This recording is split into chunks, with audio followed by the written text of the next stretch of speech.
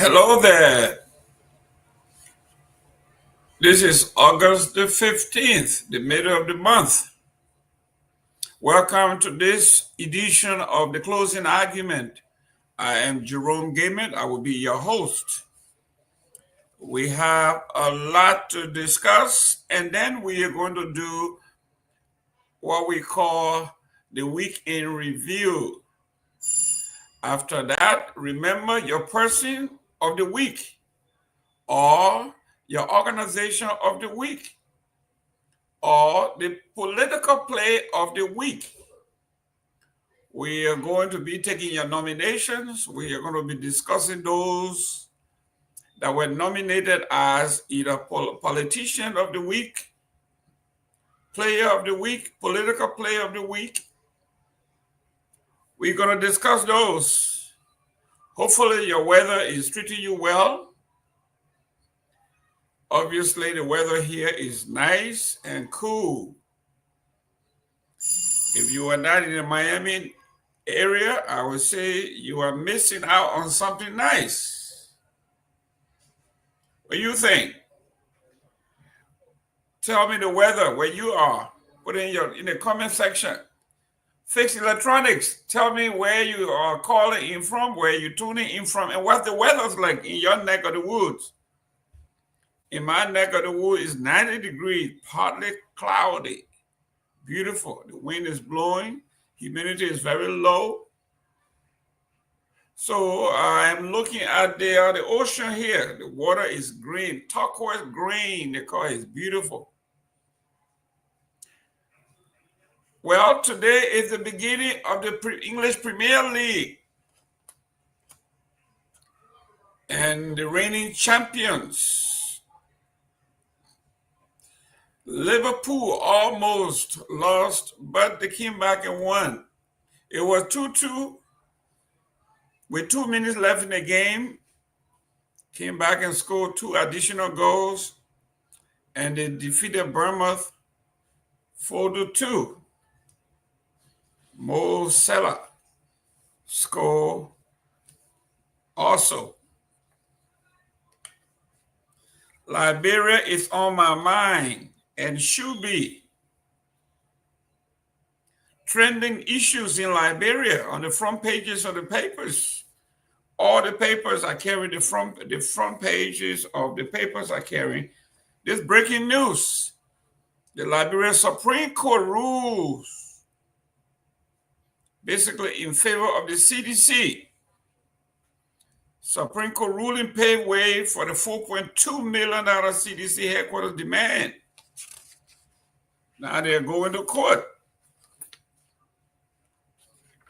For a minute, they were dancing and writing the obituary of the CDC. You need to recalibrate. These guys know how to fight. This is the grassroots party. There's no street fight. You want a street fight? You don't want to pick a fight with these guys, it looks like. It says Monrovia, Friday, August 15, the ruling from the Supreme Court has settled a long-running legal battle over the ownership of the 4.23 acres of land housing the headquarters of the Congress for Democratic Change, CDC, declaring that the property belongs to the late Martha Stubblefield Bernard and paving the way for the estate's demand that the CDC pay $4.2 million cash if it wants to remain on the premises. The High Court's decision delivered by Associate Justice James Ethel Howard Wollacott dismissed the CDC's argument that it retained a contractual right to purchase the property under the price and conditions it had previously negotiated before an internal dispute arose among the members of the Bernard family. In its ruling, though, the court found that while Archibald Bernard's mother held rights to certain other properties, the right to purchase the CDC headquarters land rested with his widow, at the time of death. Martha Stubberfield Bernard, who later completed the purchase, the verdict placed the property under the control of the interstate estate of Mrs. Bernard, represented by its administrator, Ibrahim Vani Dempster. Before the judgment, the estate's legal representative J. Johnny Momo and Associates wrote to the CDC acting national chairman, Mr. Cowell, on August the 8th, 2024, formally stating the purchase price and conditions. The letter confirmed the estate was granting the CDC first right of refusal in recognition of its current occupancy of the property, but stressed that the asking price of $4.2 million payable in cash. The firm also disclosed that there are two other interested buyers, both church institutions, one of which already has signed agreement to acquire the land for $2.5 million should the CDC decline the offer. Crucially, the legal team requested that the CDC vacate the premises while negotiations are ongoing, citing the Supreme Court ruling that allowed the property's eviction if the sale is not concluded. That's partially from the front page of Front Page Africa. Now let's look at what the investigators are saying here. The Liberian investigator says here on their front page, legislative boycotts. The legislature boycott Chief Justice Yuo's retirement. Justice Minister sends proxy. That's the Liberian investigator on the front page of Front Page Africa. This is dueling topics, two different outlooks of the saga at the Supreme Court. Front Page Africa says political payback in question mark. President Waka top official boycott Chief Justice's farewell. And it says here, the official retirement of Chief Justice Yuo on Monday was overshadowed by the conspicuous absence of senior government officials from the executive and legislative branches, sparking speculation of a silent protest and possible political payback. That's the take of Front Page Africa. Let me go to the Daily Observers here. The Liberian Daily Observer captured, how did a candidate get 0 votes where she voted? This is referencing election that was just held in Nima County. It says here, 2 candidates who were reportedly defeated in the recent Nima County District 5 representative by-elections are considering legal action to challenge the results, citing allegations of vote manipulation, fraud, and other issues. How is it possible for a candidate to vote in his or her own district or precinct and get 0 votes? On the positive side here, from the Liberian Observer, it said the Indian envoy to Liberia hails growing ties between Liberia and India. The Liberian investigator also captured the electoral brouhaha in Nimba. It said Balie Wongbe demand recount in Nimba by elections. The editorial says here, 2 candidates in the recently concluded Nimba County District 5 representative by-elections are challenging the official result, alleging irregularities in the votes. And finally here, the Liberian investigator again, transport stars seek U.S. sanction over the LMTI deals. The members of the protesting organizations or members of Transport Authority are sick and tired with what's going on in the country, and they are now calling on the international community, beginning with the U.S. Embassy. And the reads, aggrieved employees of Liberia Ministry of Transport held a peaceful protest in Monrovia on Thursday, demanding that the United States government impose targeted sanctions on several high-ranking Liberian officials over the alleged involvement in the controversial Liberian traffic management concession. The protesters petitioned the U.S. Embassy near Monrovia through the U.S. State Department's Bureau of Democracy, Human Rights, and Labor to investigate and sanction Inspector General of Police Gregory O.W. Coleman, Justice Minister Councilor Oswald Pewee, Montserrat County Senator Sir Joseph, Grand Julia County Senator Zoe Emmanuel Peno, and Montserrat County District 17 Representative Bernard Benson Blue. These are the trending news on the front pages of the newspapers in Liberia. Now, let me go to our newsroom. We got two newsrooms now. We have Truth FM 96.1, represented by Myean Tobin, and then Care Radio 95.9 FM, represented by Samson Masere. Let me begin with Truth FM. Myean, how is Monrovia and what's brewing in the newsroom? Okay, so Mr. Gayman, I'd just like to say thank you for coming on tonight. And for my end here in Painesville, everything is doing good. The weather condition is okay from this morning, where we have good weather conditions, sun shine from our end in Painesville and other parts of Mortuary County, where we experience good weather today. And we were out in the field gathering news from one place to another. So we had a lot of things going on from yesterday up to today. So I just want to just pass through for something welcome. Let something just give it into. Then we just flow with our headlines. Samson, you are also on the other side of the town, Care Radio. Tell us what's going on the ground with you, Mr.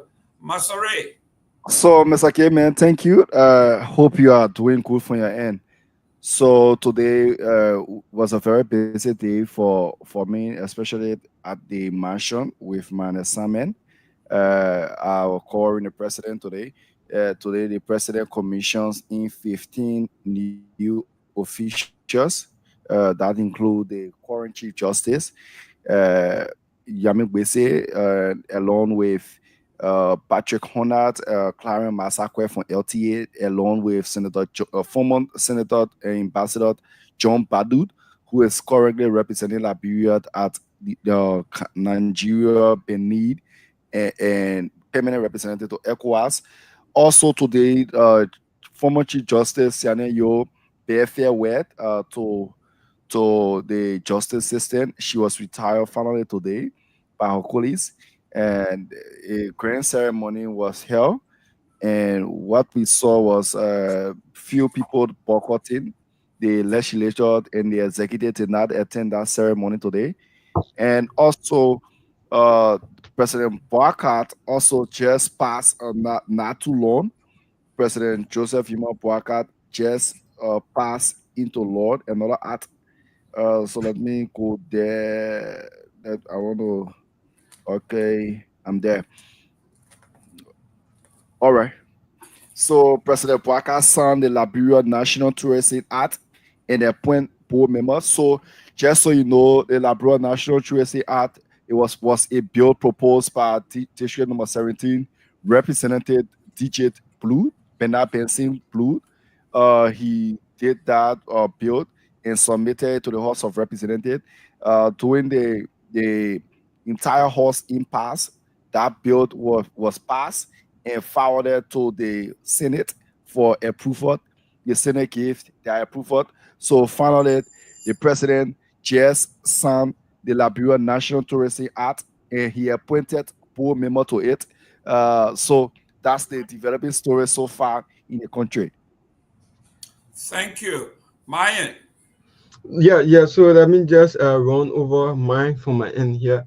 So like Sansin said, we have already gone through a lot. So I just want to say, we are getting information today where we are getting information, doing some investigation. The Doe family, they are having some local head where I wrote a story about it today and I published it, where the Doe family they robbed a deeper over clean of some property from their late father, the late Samuel Kando. So the other sister from the other side, Mami Do, she wrote a communication to the president asking for a specific tag on behalf of their family. And then today we saw, after a few minutes, we saw from the Zopiano side or the other side, we saw they coming out with another statement that the Samuel Kando Foundation needs what she's requesting for. So they are back and forth with this same issue. So it's one of the topic we have tonight because we've been seeing this since this evening events all over the media today. So I also like to talk about the new project that is in Nima County where the superintendent Manakou Myean is undertaking, and she was invited for a program. I think over the weekend or during the week, she was invited for a program, and she spoke to the church. She spoke to religious leaders, according them how to be able to take the lead in building the nation, to be able to do a nation building. They will be able to develop the country, not just to say we are churches or we are pastor, we are Christian, and then you cannot be able to develop your country. You cannot be able to show the example out there. So she's calling on religious leader Christians to come out to be able to develop their country, to be able to develop their area. And also today from WAEC announced results for the senior high, the junior high, and that of elementary, which is the ninth grade, seventh grade. I mean that's third grade and then 12th grade, where out of the entire results, the female candidate they top the entire result today, according to the result that were given by the WAEC board, that Boto. And also we saw something that sparked up from that report that they came out today. We have 1,948 candidates that were hold, that result were withhold for various issues, including academic flaw and other issues. So we are also going to discuss about it because none of the, according to him, some instructors were caught in the act writing exam for their students. Some of them were there acting like they were students while they were answering the questions given it to the students in the process, and they found some of the students with cell phones in the hall, while others were there doing some illegal things. So many things in explained today. So we are also going to discuss about it. And also they seem back and forth about this CDC party headquarters, where the court overturned the ruling in this estate, the Bernard estate, where we keep talking about over the past week, and then we are still talking about it. And if you don't mind, we'll be talking about this same issue even next week, and then we end the week with it because this issue is the hard kick within Liberia right now. So, Mr. Gayman, I just want to stop there, and then we can go ahead. And also, just something I want to pass through. Like Sansin said, we have members from the executive and that of the legislature. They boycotted the chief justice turning over, where it sparked serious concern. Other from the other side were saying is like they were paying debt because during the president's State of the Nation address, the Supreme Court were not represented. So that's the same debt the executive and that of the House of Legislature or the legislature wants to pay. So as a result of that, we have a lot of comments, a lot of reaction from Liberians. So maybe tonight we will talk about it to get the view of Liberians because after so many years turning over, we cannot see the president or any members from the executive to be there, to be able to represent the president, or even the president today to be there and be able to show face. I think it was something like Liberians had their own view on it. So we're also going to discuss about it. Great. Let me say hi to Dr. Howard Jones from Chicago. She said the weather is in the 80s and sunny. That's great. That's the windy city of Chicago. Joining us from Omega Tower is Ivan Pay. Thank you for Omega Planting Field. Okay, that's a new one. Mr. Fix Electronics, I don't know where you're tuning in from, but let us know where you're tuning in from. Let me say a shout out to you guys. Let me also return to the Variety News. On the front page of the Variety News, it says modern slavery at the University of Liberia. A University of Liberia faculty members decry over 7 months of unpaid salaries. How is this possible? 7 months. You go to work and you don't get paid. They cry modern slavery at the University of Liberia. CPJ raises alarm as 2 journalists are arrested. Most of the time, if I don't go into details into the headline, that means I do not have the article with me. But usually, I get the articles, they are printed, they are verified. Maybe I need to subscribe to the Variety News. But this is just headlines.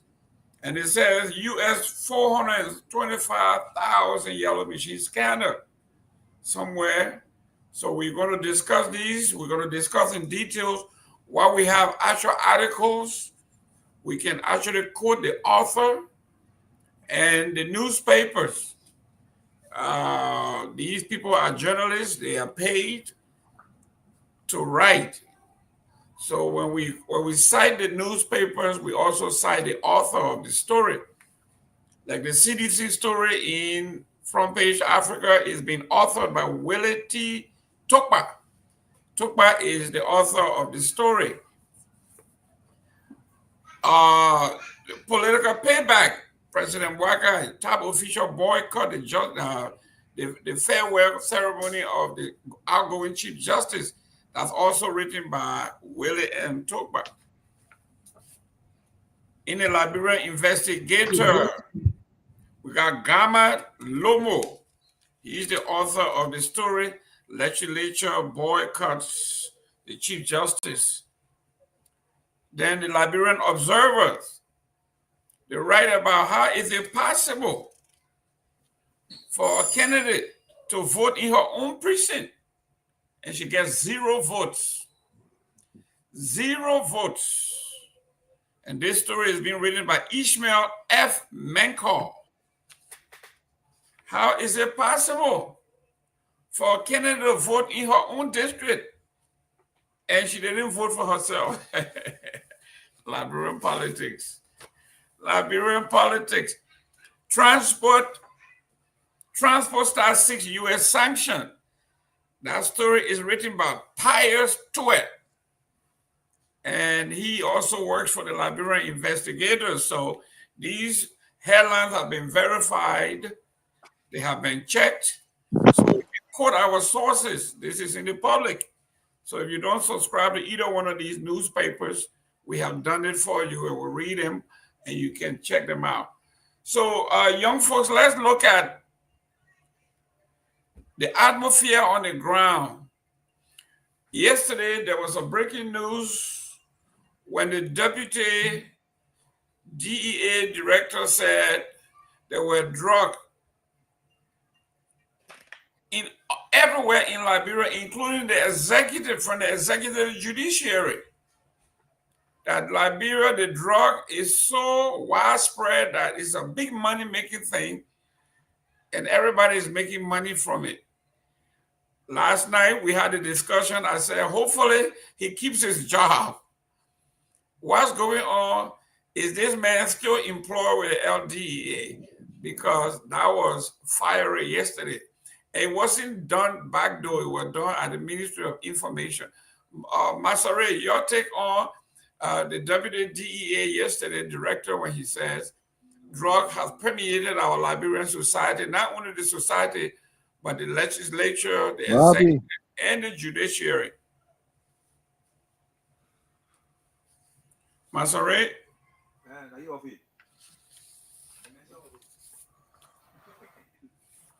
Okay, let me go. Is it off in the orange? Nah, off. Okay, let me go to Myean. Myean? That was a firebrand yesterday. Most people are worried about the. You are calling my attention, Mr. Gayman? Yes, obviously you weren't paying attention, but let me go to Myean. Myean. Yes. Most people who follow Liberian politics are afraid that this man who made this major news break, he may be ostracized, he may lose his job for coming out at a major news conference and accusing the entire Liberian government of peddling drugs. Is he still on the job? What are you guys hearing about him? We got to keep our eyes on him.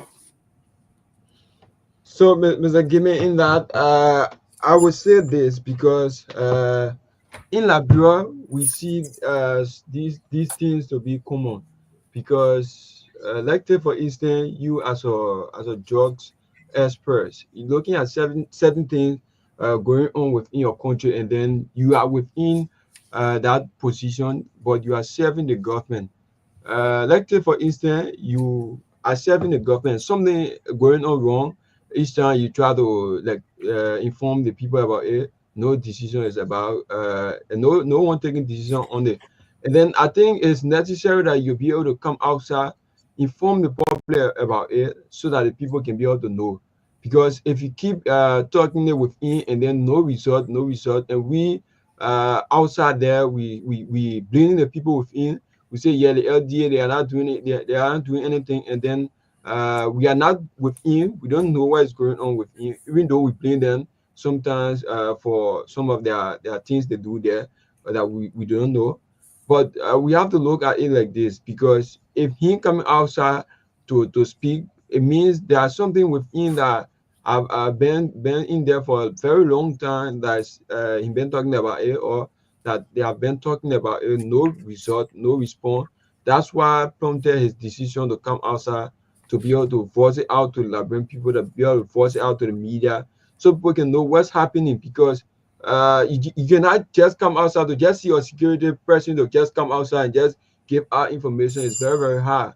So to see him coming outside, I think something else wrong somewhere that we have to do a thorough investigation on. Because to just see, most especially LDA personnel coming out to give such an information, most especially you are not a spokesperson of the LDA to come and give that statement. So I think I see it to be something else is going wrong within. We should not overlook it. That's the same way it started with Fadiga and that of AB Kromah. That's how it started. So there will be something within that is not okay there. So he cannot find a way out. That's why he tried to pass through the other way, to see that Liberian people attention can be able to get attracted to it, that they be able to know what's exactly happening within. So I'd just like to stop there, and then this something will come in. Samson, is this a gentleman who is trying to do his work, but everywhere he goes, maybe he runs into roadblock, and he finally decided to come to the public and make his case? So for me, Mr. Gayman, I don't believe that he was wrong for speaking out. So we are currently in a country where you don't doubt anyone's capability anymore. I think the Fadiga brother raised an allegation on common LDA boss AP Kromah, and there have been other speculations on other top government officials. But I saw a post from Senator Abraham Dawes stating that immediately after the Senate return, they will in fact the deputy LDA boss for proper explanation, so that he can identify those public officials he said have their hands in the cookie jar as it relates to drugs trafficking. But I think there was some little administrative missteps in the manner in which he came up with it. Some of these information sometimes I don't think it's good for the public hearing. What you normally do is engage your boss, and then your boss and you can have a tete-a-tete, depending if you have a quarter working relationship with your boss. Or if you don't, and you just jump up and put the credibility of the institution on the line, that's not a good singular. But I think he's trying to be a little bit brave by, by accusing public officials. If actually what he's saying is shooting, that's not a good sign for our government, and that's not a good sign for our country. That public officials will be holding key positions for involved into drug trafficking. That's not a good sign. And let me say kudos to the people of Seatown Community Fourth Street. They took a very good step 2 days ago by raiding all ghettos in their community. And as I learned, as their intel, the people of Seatown community will also be having a mass meeting to Charlatan, where they will be concluding to get rid of ghettos in Cinco, to clean Cinco of drugs free. But I think the deputy LTE boss was a little bit brave, but he spoke not in a capacity as LTE boss. For me, I don't think that was a right timing for him to come publicly to have a press conference and attack public officials. That was not a good thing for him. And if Senator didn't actually meant what he said, I think that there should be a better understanding on who are those public officials, so he can call their name in public like he did during the press conference by accusing them. If he's so brave enough, let him call their name in public so the people can know who actually involved into the drug trafficking. Myean, isn't this what we are talking about? This is a man who is trying to do the right thing. And instead of the DEA or the government going and actually doing an thorough investigation to find out what's happening, now the Senate is going to call him to come knowing that the man has his sources, you know who they are, knowing that this man may not be able to name people. Now he's being forced to either say something or they're holding him in contempt and put him in jail. Isn't this what we are talking about? This is how you suppress information, you intimidate and bully other people who want to come forward. Yeah, Mr. Gayman, that's the same thing we are saying, because there are so many government institutions or so many agency ministry that we have illegal things going on there, corruption that people knows about it. But if you take the bold step to come and inform the public, inform the Liberian people about it, just know that two things involved: either you die or you risk your life.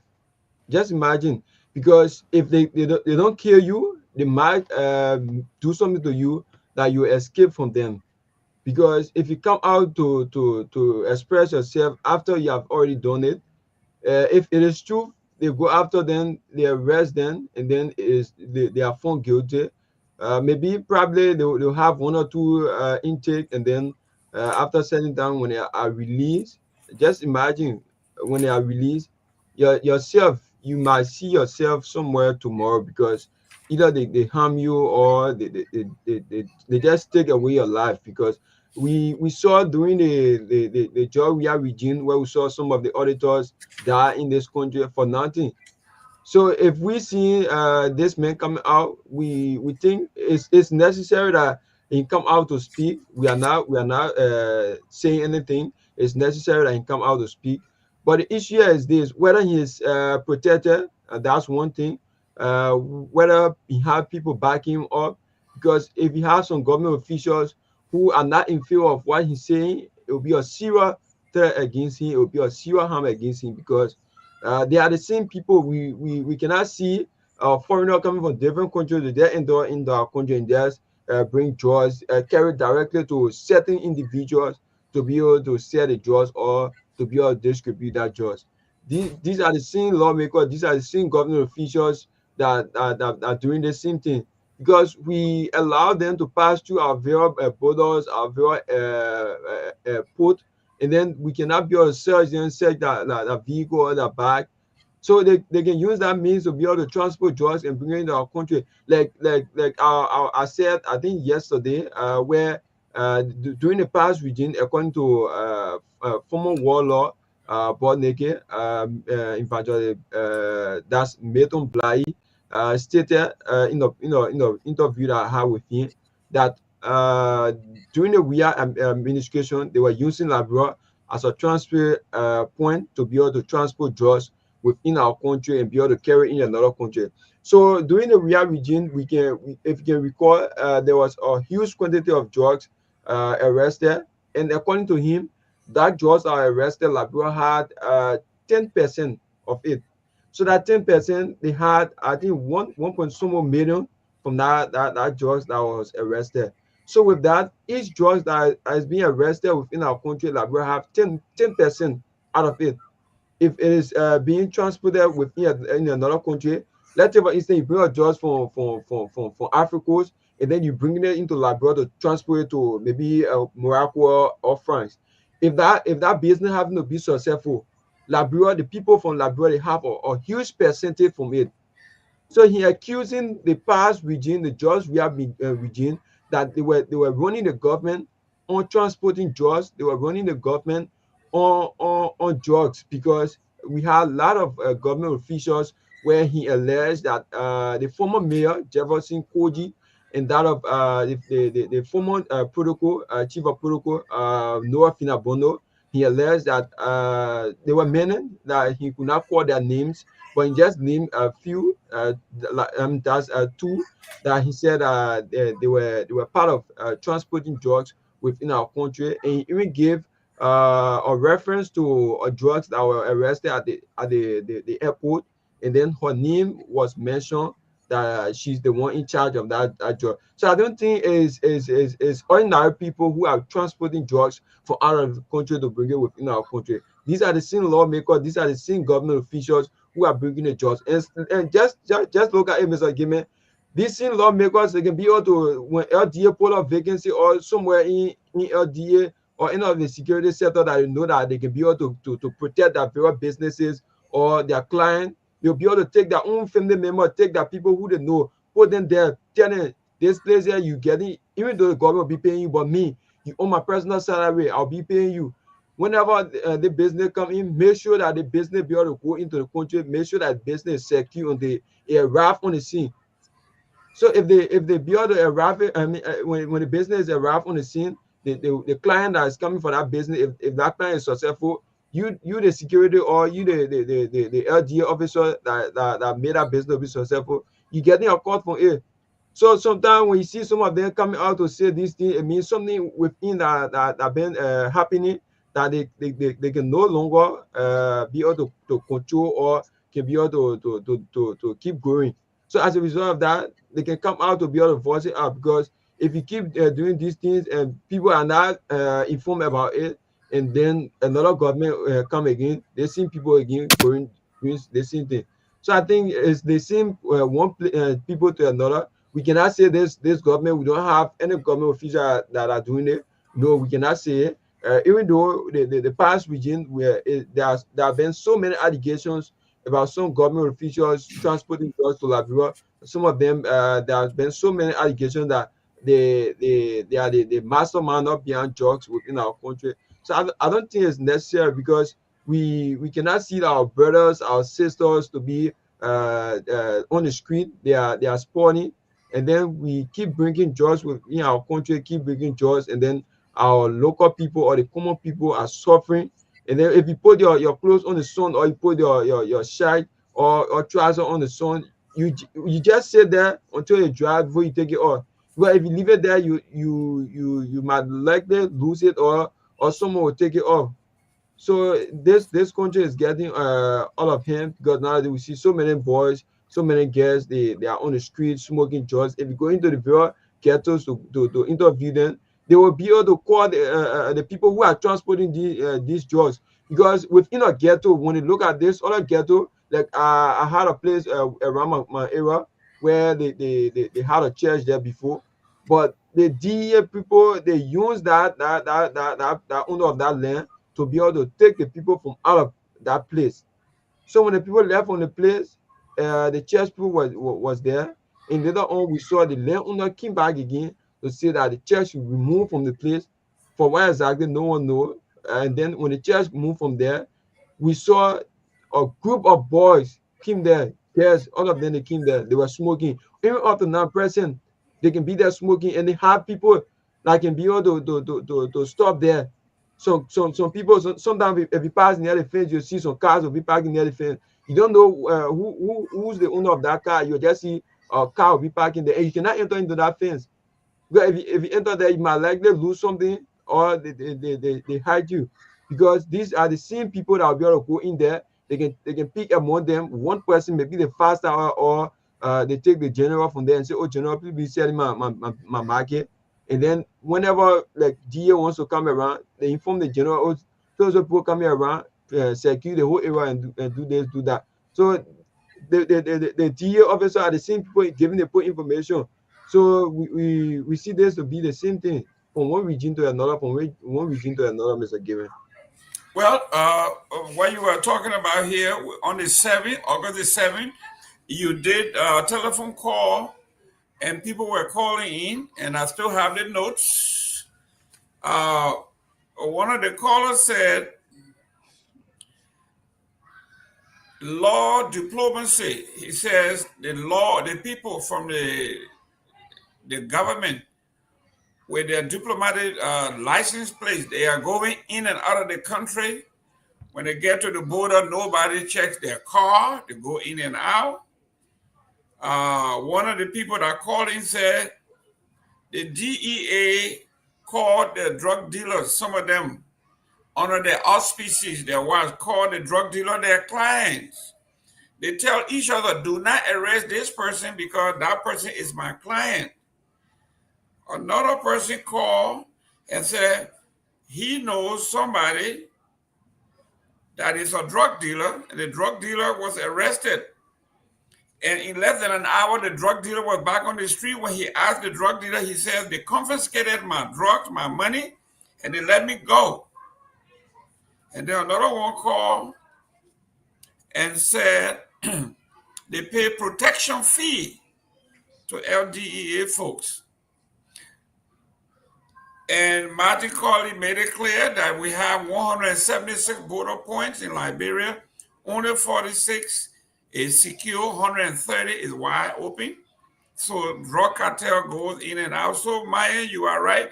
Mr. Masare, what Myean is talking about here, it was reflected in our call when he says here, one lady called and said she reported a drug dealer to the LDEA. To her surprise, the drug dealer called her and told her that the police told them that she was making the call. And she asked him, how you got my number? Obviously, he got the number from whoever is in the DEA or in the police department. So they are intimidating her. Mr. Masare, are you familiar with such a case in your neighborhood or in Monrovia? So yes, I'm familiar with this just case, especially the one you're talking about. But I think mine were raising speaking of some serious allegation. I don't know whether you actually know what you were saying, but the issue of drugs in Liberia, I don't doubt that there are officials or stakeholders in this country who are involved with it, no doubt. But my own point here is, if actually these officials are involved into drug trafficking and NSC, along with top officials of the LDA, are aware of these people, why not bring them to book? Why keep it as Roman and gossip and just be throwing jabs in the air? So the fight against drugs should not be political, because when we try to make it political, it means we're not becoming with an open mind. Few days ago, we saw citizens marching, calling on the government of Liberia to enact into law just as a non-payable case. That's a good sign that this country want to say no to drugs and want a just free country. perfect. But immediately after that march, the government actually endorsed the march. Immediately after that march, the president had a meeting with the organizer of that march. And immediately after that meeting, there were actions taken. Now, the question is, did the LDA, deputy LDA boss, now listen to what President Boaka said? One. Two, if with his portfolio at that level, he will start calling former former protocol to former President Myean, Marafina Bono, and former city mayor Jefferson Kochi as drug trafficker, and involving them. He didn't mention any names. I think No, sir, the person I'm talking about is Mason Bly. Listen, you're mixing it up. The person he's talking about is Butt Naked. Well, Butt Naked that said that. That's him. So I think Butt Naked that made that remark. I think Butt Naked himself need to be invited by the NSC. So just be talking. I'll play that cue for you so you can be able to listen to it. Just be talking. So I think Butt Naked himself need to be invited, Mr. Gayman, because when you start to mention people's names, it means you have evidence to prove it. And that's the question I asked him. He said he have evidence. When he's called upon, he'll be able to give the evidence. But Masare, this is a man who has been indicted by he's a war criminal. He is one of those who brought drug in the country that were drugging these people they call child soldiers. They told them that if they took the drugs, they will fight, they will be brave. Bullet can do nothing to them. This is the man accusing other folks. So I wouldn't take him for the grain of salt. But my concern is the deputy DEA. The deputy DEA is the highest you can get within that rank without going directly to the director himself. Because the deputy for administration is the guy who actually runs the show. So if he could come out and say these things, I think the president needs to take heed, because the president cannot run all the department by himself. That's why he appointed all of the capable men and women to run these departments. If one of his senior lieutenants is coming out and saying there are drug dealers within our ranks, I think the president should call the justice minister and say, listen, we need to get to the bottom of this. But like you said, if you're ready, I can play the video. Yes, go ahead. Yes, sir, man. Can you play the video? Okay. The CDC's administration, the government official in the CDC's government were part of the drug cartel. What part of the drug cartel? Finabono, part of the drug cartel. The mayor, part of the drug cartel. Mayor, yes. One mayor. There was small way to tackle it. The past region, you mean the CDC? The CDC government. They knew the implications, but they never had means to get money from anywhere. People think money came in. No money came in CDC time.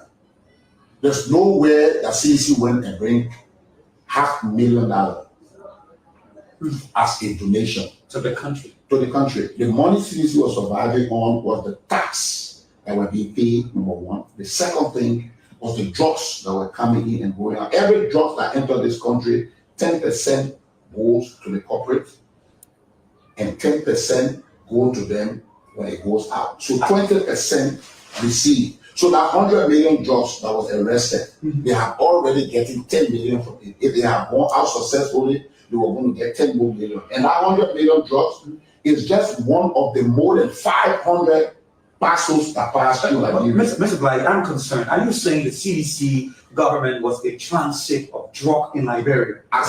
Liberia was doing from early time.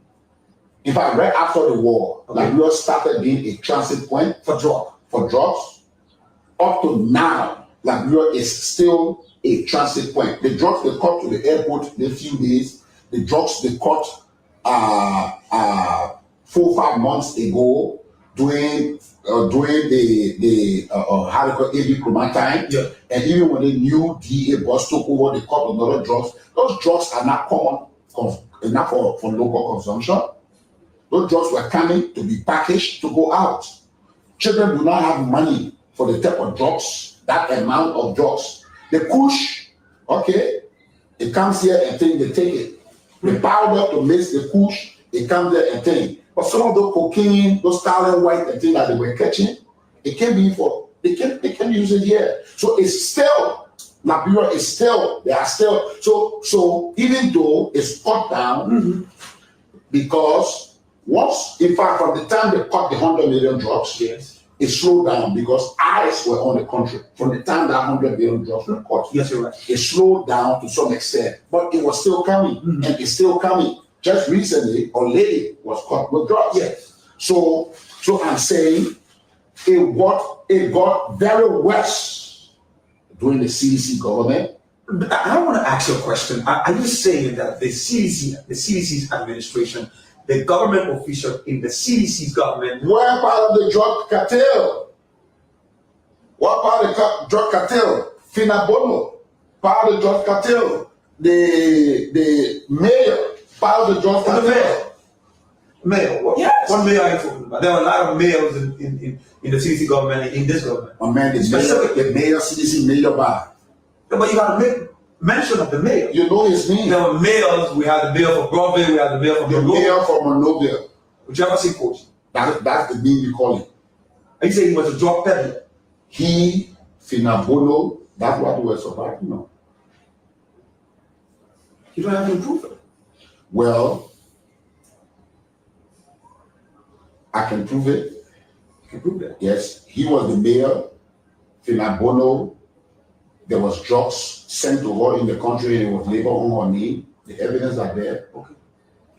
So, we are proofs. So you may CDC use the government to peddle drug in the country and made the drug scenario. During the campaign of CDC, Okay. during the election period, In 2023. the 2023 elections, seditions were sinking.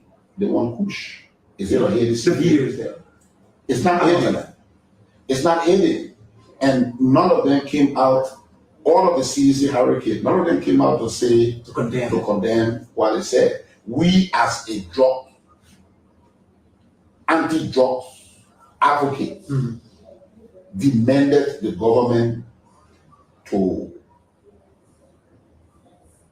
take a position. To take something, to say something against it. They refused. They came out, they told casket. We came out, we said they should condemn it. The president condemned talking of the casket. When the women said they wanted kush, we came up, we said condemn it. None of them condemned it. So, Mr. Gayman, you hear from the house's mouth. Yeah, Wow. Sassy, you believe it now? No, but listen.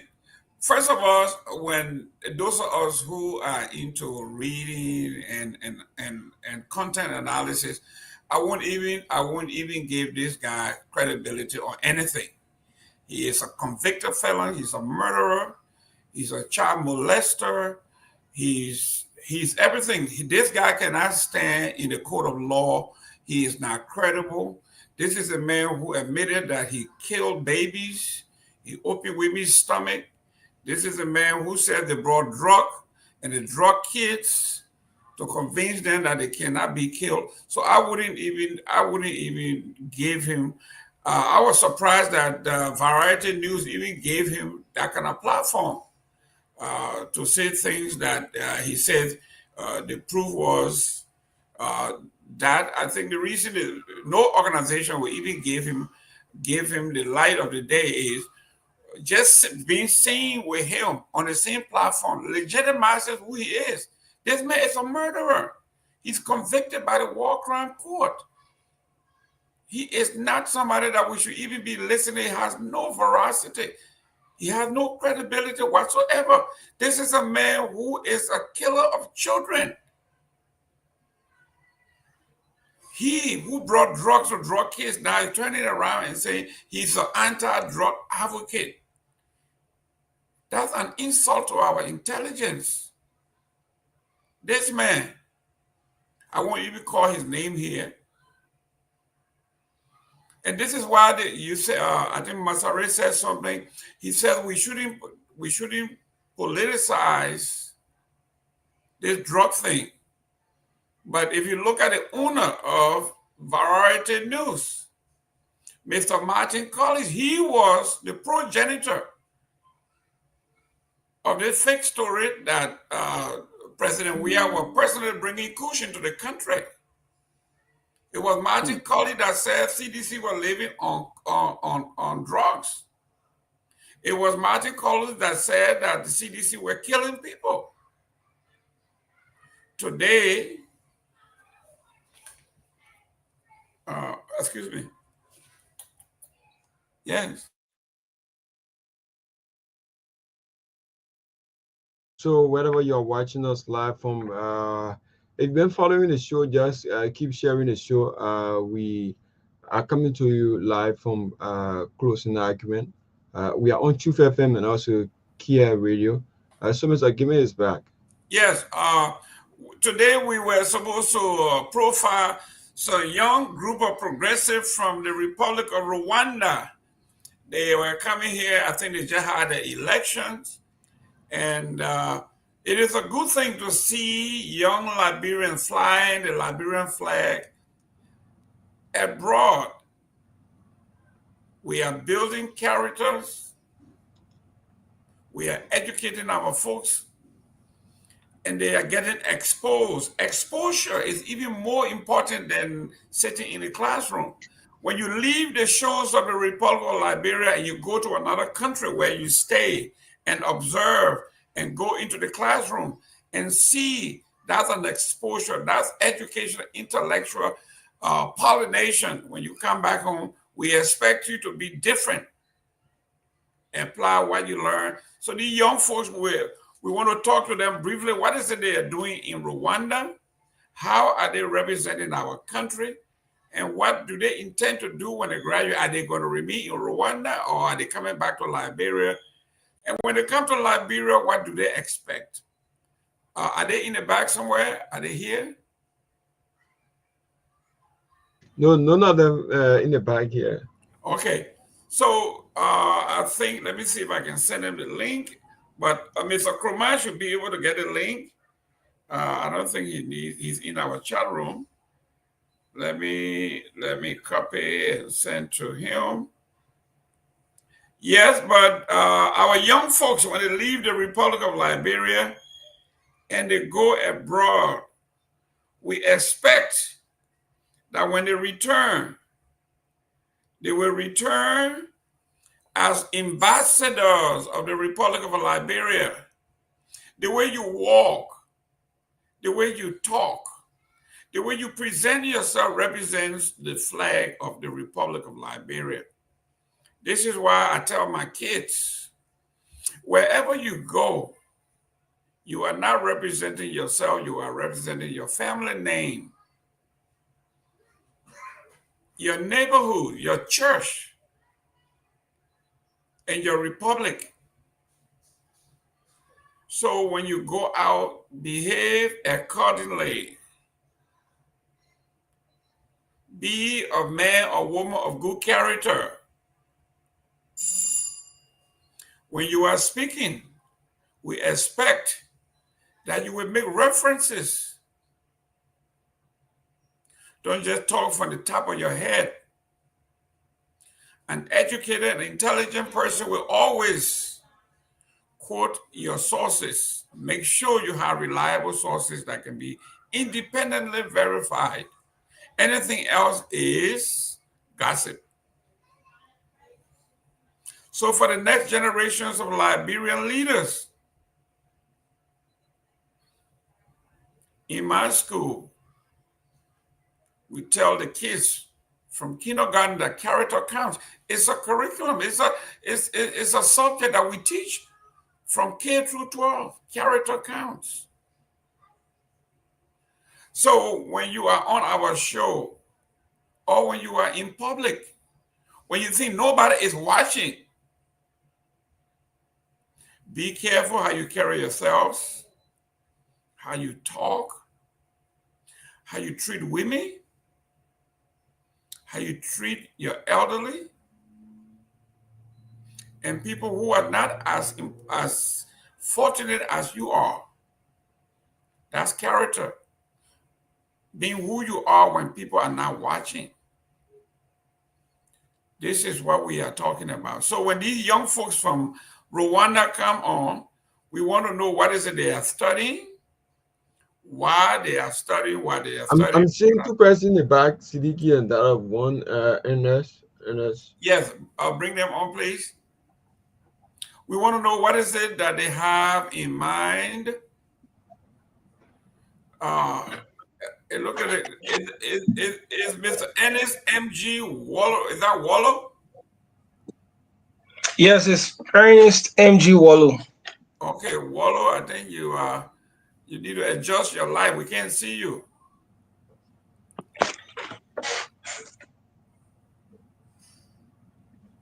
Okay, let me welcome Mr. Seleke Kromah. Mr. Kromah, how you doing there? Good, Mr. Gayman. Good evening. I mean, since you won the vice president, you're just shining. Something, what's up, brother? You mean that. Sanzi, you are muted. Sanzi, you are muted. What's up, Sidiki? Getting me? Yeah, we can get you now. Yeah, good, bro. I said, Sidiki shining, saying he became president, vice president. I don't want to see when he became the president proper. I'm in a school photo, Mr. Gayman. I'm been a very, very school photo while you were in Liberia doing the election. When the man become president proper, you okay. Just wait. Right, the man got me join CMC. The man got me join CMC. We're gonna see. The man is a member of CMC already. You know, he had a C, it was ANC. We just gonna change it. Oh, Sidiki, that you? No. I'm not a member of CMC, Mr. Gayman. Don't do that. You didn't say you are. I didn't say you are. I said you're on your way. He on his way. No. I'm not on my way. Okay, Mr. Seleke, it looks like we're gonna have a problem, but introduce your crew and tell us what's going on. So again, Mr. Gayman, thanks for the opportunity. So NS I think NS will be the one speaking because he's the communication on the inaugural committee. So I was just trying to facilitate so that they come on, and Clara is on. Maybe one of the team members will join him too while the show is ongoing. But I already informed them that it's going to be just a 30-minute conversation with you guys.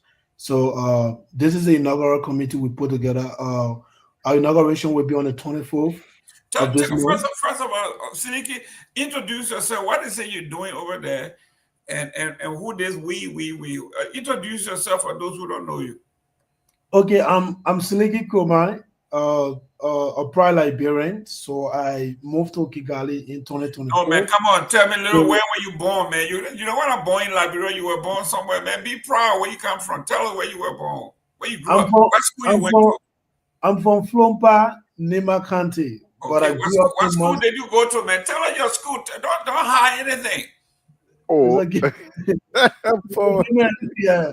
Okay, I went to Calvary Chapel Mission High School, right around former president era around rehab. There where I graduated from high school, and after that I enrolled at the AME University on Camp Johnson Road. But of course, due to the challenges in Liberia, so I had an opportunity right after the election, to come here to pursue my studies. So I'm here studying international relations. So hopefully by next month I'll be starting my final year, which of course next year December I should be completing my bachelor's degree. So we were elected recently in the just in the Liberian community election in Rwanda for all Liberians that are here studying or working. And so we are planning our inauguration. So that's why we asked the closing agreement team to give us time so that our brother and friend Enes and his team can come and talk more about the inauguration. So thank you. Okay. Hopefully your communication guy will be properly dressed to come on. Our platform here is it's a great platform. Hopefully talk to him. Hopefully he can wear a shirt. The other guys are in the studio, but it's all right. But Let me Mr. communicate Wolo. with him. Yeah. I think he's in the bar. Let me communicate with him. Okay. Yeah. He will join shortly. Great. Mr. Masare, Yes, sir. tell us a little bit about yourself. I want to know you to be Samson Masare. Who are you? All right. So I'm Samson Mosired. I hail from Lofa County, Foya. Okay. Foya District, District number 5. I was born in Lokintown, the slum of Lokintown, where I grew up. I attended the Bethesda Christian School, where I started my primary education. I later enrolled at the Simafi United Methodist School, where I graduated, and later attended the AME University. And currently, my married life there too. No. We don't want to go into your personal life. We just All want to right. know your professional life. So I'm also the last born for my mom, and also the only boy child for my father. Wow. The burden of being the only child and then the man. Hey, Yes. But my it's dad is late though. it's all right. Huh? But my dad is late. He Yeah, passed. but that makes it even rough because now the only man in the family now you got to take the mentor and run with it. You're the father now. But let me Sure. thank you very much. Those of you who have not known Mr. Masare, a brief bio of Mr. Masare. Young man hailed from Foya, went to school in Lokintown, doing very well. What are you studying, Master Sampson? Public administration. Public administration, but he loved journalism. You see, both of those things, they cross So over. so we currently live in a country where you don't chase your dream. Your dream. So one thing is what you will learn is not what you will work along with. So most of us in Liberia are misplaced when it comes to our profession. You will go to school, get a degree in public administration, but then you will find yourself doing journalism, mass communication. Mm-hmm. That's a country we find ourselves in. You just have to work. But you know, uh, uh, when you having a degree or education in public administration, it entails journalism, it entails Yeah, law. sure. So all you got to do now is go get your second degree in journalism, and it looks like you will do very well in journalism. You are a very good writer. You know your stuff. You're doing very well. Let me welcome our friend and honorable Ernest M.G. Wallow from Kigali, representing the great folks. Oh, Lord. I think we lost our light. The light will be back anytime soon. Yes, we Okay. just lost light. Yeah. Okay.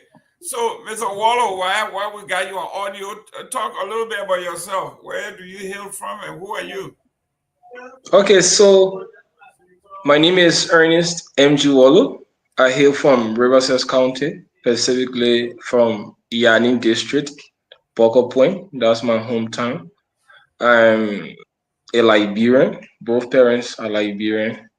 I'm married. This year make me 5 years in marriage, and I'm 30 years of age. Currently in Kigali, I'm studying law. I'm in my second year. Before transition to Kigali, I got my first degree in economics from the Legon College of Professional Studies, and also I served in different positions for NGOs, volunteer in different entities. My whole aim in life is just to make impact wherever I find myself. So part of that is what we're doing here in Rwanda, seeing how best we can organize a Liberian year, even though I think he's having some internet issues. Yeah. Well, We have, ladies and gentlemen, we got great young folks in Kigali flying our flag. Mr. Wallo there, a Bassa man from Riverside. You know the Bassa people, they learn law business. These people can't lead a law thing. Masare, all your Bassa people, we learn law business. Just the way you learn public administration, that way Bassa people learn law. All of them want to be lawyers. I think it's because they lost for fat. I think it was because they lost their land for small fish, so they wanted to go and fight back for it. That's the reason you see all of them were Joe forces, including their late godfather Charles Bronski, who also where they lost. I think they want to fight back for their land. That's the reason you see the people. Yeah, not play away. Yeah, I'm from Bassa myself, and my folks have also encouraged me at one point to go to law school. But all the Bassa people can be lawyer now. Who will be mechanic? Who will be driver? Who will be like we say plumber? We need everybody. Okay, everybody can be university graduate. This is why I supported the BWR program. I think they should build a TVET program in every county and make sure that the young folks, that we all don't go to universities and colleges, because we need to build a middle class. And the way you build a middle class is through TVET program. Do you have any families or friends that you know into, what do you know about the Liberian TVET program, Masare? So I don't really have deep insight on it like that, but I don't really have a very deep insight on the Liberia TVET program because I'm not a real deep fan of it. Well, you see, what we are talking about, like the gentleman was saying last week when they were on the show, that everybody that goes to school now, their hope is to work in government. Mm-hmm. And we have to create a middle class, and the only way that can happen is through the private sector. Mm-hmm. So if everybody goes to college and nobody goes to a TVET program, who become the carpenter, who become the masons, who become the plumbers, who become the electrician? If you want to build a house, who are the masons, who are the contract? If everybody wants to work in government, how does that work? This is why the TVET program is so important. I know yourself included, and if you talk to 10 of your classmates, they will tell you that they're hoping to, when they graduate, to get a job at one of the ministries. So that's the kind of contract. I think one of the candidates to win the 2023 election were trying to build, but I think Liberians did not pick him. Mr. Cummins, his entire agenda was circled around private sector investment, where he spoke more about having a small government and a large private sector that will incorporate more Liberians. But unfortunately, Mr. Gayman, like I said, this is Liberia, where people find pleasure mode in having access to government job. We are also in a country that have a very bad labor practice that does not respect labor. We find ourselves in a country where people are not being paid based on their qualification. Like example, a young man will be qualified, has a master's degree, and because of due to political or relevant, another person will just rise from nowhere with a bachelor or even none and become a boss to a master's degree holder, and that person will be making almost $3,000-$5,000, while a person who own a master's degree will be carrying around $500. And the frustrating part is a master's degree holder will be calling probably a college dropout boss man. In civilized country, you don't find it. So I think with the TVET program having people more focused on trade learning, you will not have such bad labor practice in country where everybody want to work in government. But government have the highest pay in this country, unless other country where people see government job as retirement job. But in Liberia, people see government job as a breakthrough where you can easily have more money, more illegal cash though. So That's it. That's Liberia for all. Mr. Seleke, talk to me about what you are studying. What is your goal? What is it that you intend to do with the degree that you are pursuing?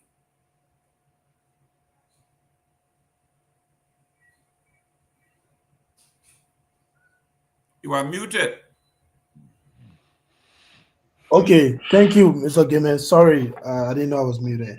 So personally, for me, one of the strategies that I use, when I firstly moved here, because before coming here, I try to do some investigation. So a friend of mine, who also studied here, he actually reached out to me, he been encouraging me to come since I graduated from high school. But I was still making a decision. So when I actually made up my mind to come, I got in touch with him, and he was very, very straight up with me.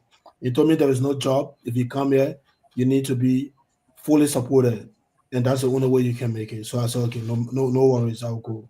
And so when I came, but this friend of mine, Mr. Gayman, this guy will be doing, contract, internship, from in the US while he's here studying. And I was like, but my man, you say no job. How are you doing this? He said, yes, it's competitive, and the school I'm going to, they got some influence too in pushing us to give us this. But at the end of the day, you will not just wake up and start doing those things, but you need to first of all develop the skills. And so I kind of asked him, how do I develop the skills? And so he recommended a tech institution here called ALX. And so that school is in partnership with the Mastercard Foundation. I don't know if you know the Mastercard Foundation, you know. So they're in direct partnership. So what you do, you apply, and then the Mastercard Foundation will ask you to write some essay why you want them, to because it kind of sponsors students to do the different certificate program in a very short period of time. But it actually help, students to do extra learning activity, also build you up skills wherein you can be a freelancer to be able to work remotely and just not earning so much, but at least to be able to pay your Wi-Fi bill at the end of the month, your electricity bill. Because this country, Mr. Gayman, and I see why the US and the rest of the other developing countries, they don't play with bill payment. This country, nobody gave excuse because I'm poor and I'm working, so I can pay electricity bill. No, you have to pay no matter what, and if you don't pay, you don't get the services. So this friend of mine, he introduced me to ALS. I did my application. I started with the AI career essential programs, which basically, taught me how to put my resume together, to polish my resume. Because at the time, this friend of mine has shared with me an opportunity to apply for in the US. I applied for it with a CV I brought from Liberia, Mr. Gayman. It was rejected right after submitting my application. They rejected it that same night. Usually when you submit, they give you 2 weeks to get back to you. But just because of the resume that I brought from Liberia, they rejected me that very moment. So when I started my ALX program, I was able to get access to template where I can put my resume together in a good format. I gain some skills wherein I get familiar with different AI tools. And I got access to Canvas where you do graphic design. You fix flyers, you create presentation slides, and all of that. You manage websites. So today, I can manage website. You can build your own website. You give it to me. You want to change your content on your website, I can do that for you. And all of that. So I learned all different skills there while at the same time doing my university study. So right after that program, you know, before I graduated from that program, just 6 weeks, Mr. Gayman, I was able to build my own website wherein my personal story is highlighted. Maybe I can share the link with you after the show. And in that website, you have my family heritage, my educational background, and my future aspiration in that website. And I also created something on Canvas called portfolio because some job you apply for, Mr. Gayman, they don't ask you to submit resume, they ask you to submit a portfolio. You Mhm. know, yeah. So I learned how to put my portfolio together through that. And then the next program, it even motivated me. So they had this other program which they were very direct. They said, when you do this program, it helps you directly to be earning something. It's the virtual assistant program. Because there are most people in the Western world, Mr. Gayman, there are some people, they are starting a startup company, they not get time to face flyer, they not get time to attend to the emails they are receiving. So they're looking for a virtual assistant or special assistant that can check that email for them to respond, that can plan a day, or plan a schedule, a weekly schedule, the meeting is supposed to go to. So they need VA, they need virtual assistant, for example. When the COVID came, the VA people were really making money around the world because people are not going to job. Most of the work were being done online. So I took advantage. That was 8 weeks program, Mr. Gayman, and I completed that course as well. So today I'm a freelancer. So what that means, but there is a team, Mr. Gayman, and this is where now I actually got to realize that a lot of people who come outside of Liberia and come to the Western world, they say they get degree in data, software engineering, economics, and but to compete, on a different job website to get, federal job, to get remote job and all of that, Mr. Gayman, is not a joke. You will send thousands of applications and you will get rejected, especially when you don't have experience. Because nobody want to give you something on a guest and they're going to pay you for it. So they want to make sure that you've done that work that they are going to hire you for. So now you don't have experience, but you only get a training. So how do you get somebody to trust you to give you contract? So this is where now that it becomes so difficult for me, but not giving up. I started reaching out, attending different events, and this step institution they will host event. They teach you about career path, how to learn job, and all of that. So we attend, and one of the speaker, the guy says sometimes if you don't have experience on your resume, it's good to send requests to people to be volunteer. Nobody reject a volunteer because they're not going to pay you. But when you be a volunteer, you offer service. For example, closing argument, I don't have a graphic designer. I come to closing argument and say I want to be a volunteer. You're not going to reject me. No. But being a volunteer here, I will create different design for you that you will like. At the end of the day, you will likely hire me. That's You see, correct. that's a good strategy. So I started looking at my contact list, sending people message. I've done this program, but so one of my ANC, over in the US, our brother is into tech. He is running a school in Liberia. It's called the Institute of Basic Technology. So he came here for a workshop in Kigali. They connected him and so I sent him that message. So I want to volunteer. If you get any task, I want you to give it to me and volunteer. He said, okay, I don't have anything right now, Seleke, but I have a school in Liberia. Our page went down. I want you to manage our page, to recycle our page and do this. So I started doing that, reposting, scheduling posts on a regular basis. You will do video and send it to me. I'll post it, create a caption for it. And before I joined Mr. Gayman, the volunteerism I was doing, the manager called me one morning and said, "Oh, man, you doing well. He sent me, he sent me something, So there was a volunteer service, but now, until somebody else that has shared that request to, they are currently running an organization in Maryland County in the southeast, and they are looking for a social media manager too as well. So like they connected me with the CEO. We had a conversation, and today, since December of 2024 to today, I've been doing that as my side hustle. But what I bring this out, to say is that, Mr. Gayman, I'm studying international relations in my university, which basically allows me to work in any non-governmental organization, work in embassy, or different institutions. But again, I can't sit and say I have to finish 3 years of studies, get into the job market again without experience, having an empty resume, and just getting it's going to be the same thing. So I started making my way, and today, you know, as I mentioned here a few weeks ago, I was able to apply for externship in the US. I got it 1 year, 8 weeks. I did it, gained some connection, eye opening where in the access to research a conservation problem in our home country. And my topic was focused in Nimba County, deforestation trend in Nimba County. This is what I researched. And then you will find the different causes, what is causing the deforestation, what are the problems, who are the who are affected by this and all of that, and you will put that together. You send it to the National Geographic Group in the U.S. And at the end of that program, they give students stamping, but the application is very competitive again. But because of the way the trainings that I did at ALX, I was able to navigate all those things. So for me, I'm still fighting through. At the end of the day, whenever I see the opportunity like internship, the volunteer services, I try to engage into it to kind of get experience. That at the end of the day, when I'm out of university, I can be able to get something. Because nowadays, Mr. Gayman, university degrees are good. And this is where a lot of people getting it wrong in Liberia.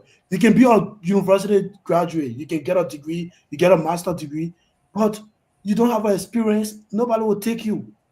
But Liberia is not a case. It will be hard. People can take you, they know you, they want to give you opportunity to try. But if you don't have a experience, first of all, some of the job conditions they tell you, we need somebody with 2 years experience or 5 years experience. So if you don't have any experience at all, any service you've done before, you just go and say, I get a degree, I get a degree. Who's going to? Because people pay money. They got to be sure that this man can do this thing before they give it to you. So for me, I intend to work in different organizations, and the good thing about it in this country, before you do your thesis defense to get a bachelor's degree, we have a course here called internship. You have to go out, you seek internship in this country. That's a law in Rwanda. Mhm. You have to go out, you do an internship to an organization or embassy. But we from West Africa, we find it difficult because most West African countries don't have embassy here in Rwanda. So if Nigeria or Ghana, if they have embassy, I can just go there. So I'm from Liberia, and share some, relationship or things we share in common, and they can be encouraged to give me internship, but we don't. So what we do, we find it difficult. But at the end of the day, the school don't care. That's a law. You have to do an internship.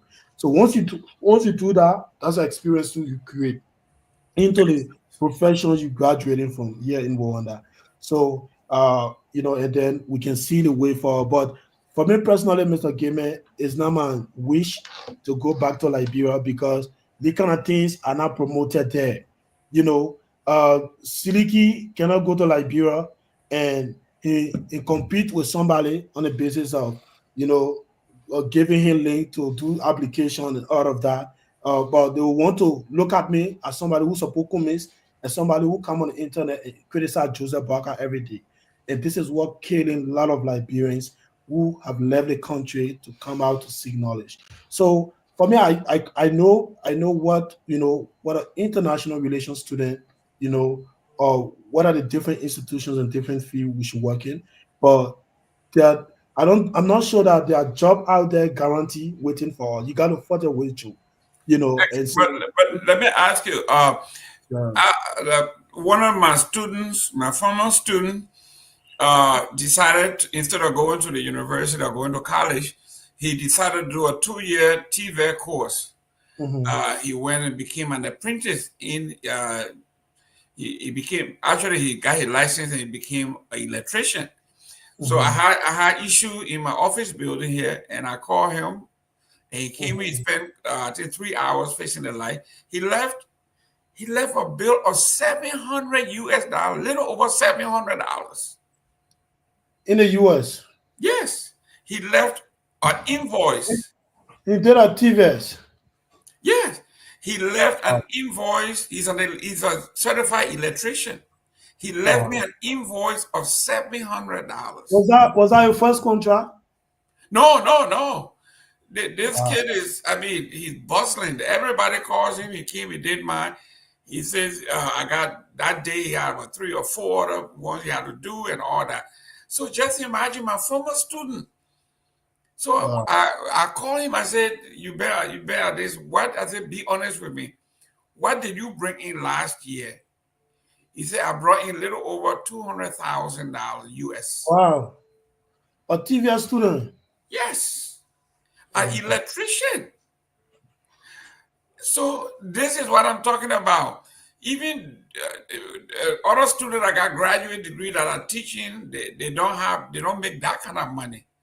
So we have to put premium on labor, not because the person is a plumber or the person is an electrician, so you look down on them. People in Liberia, everybody wants to wear suit and tie.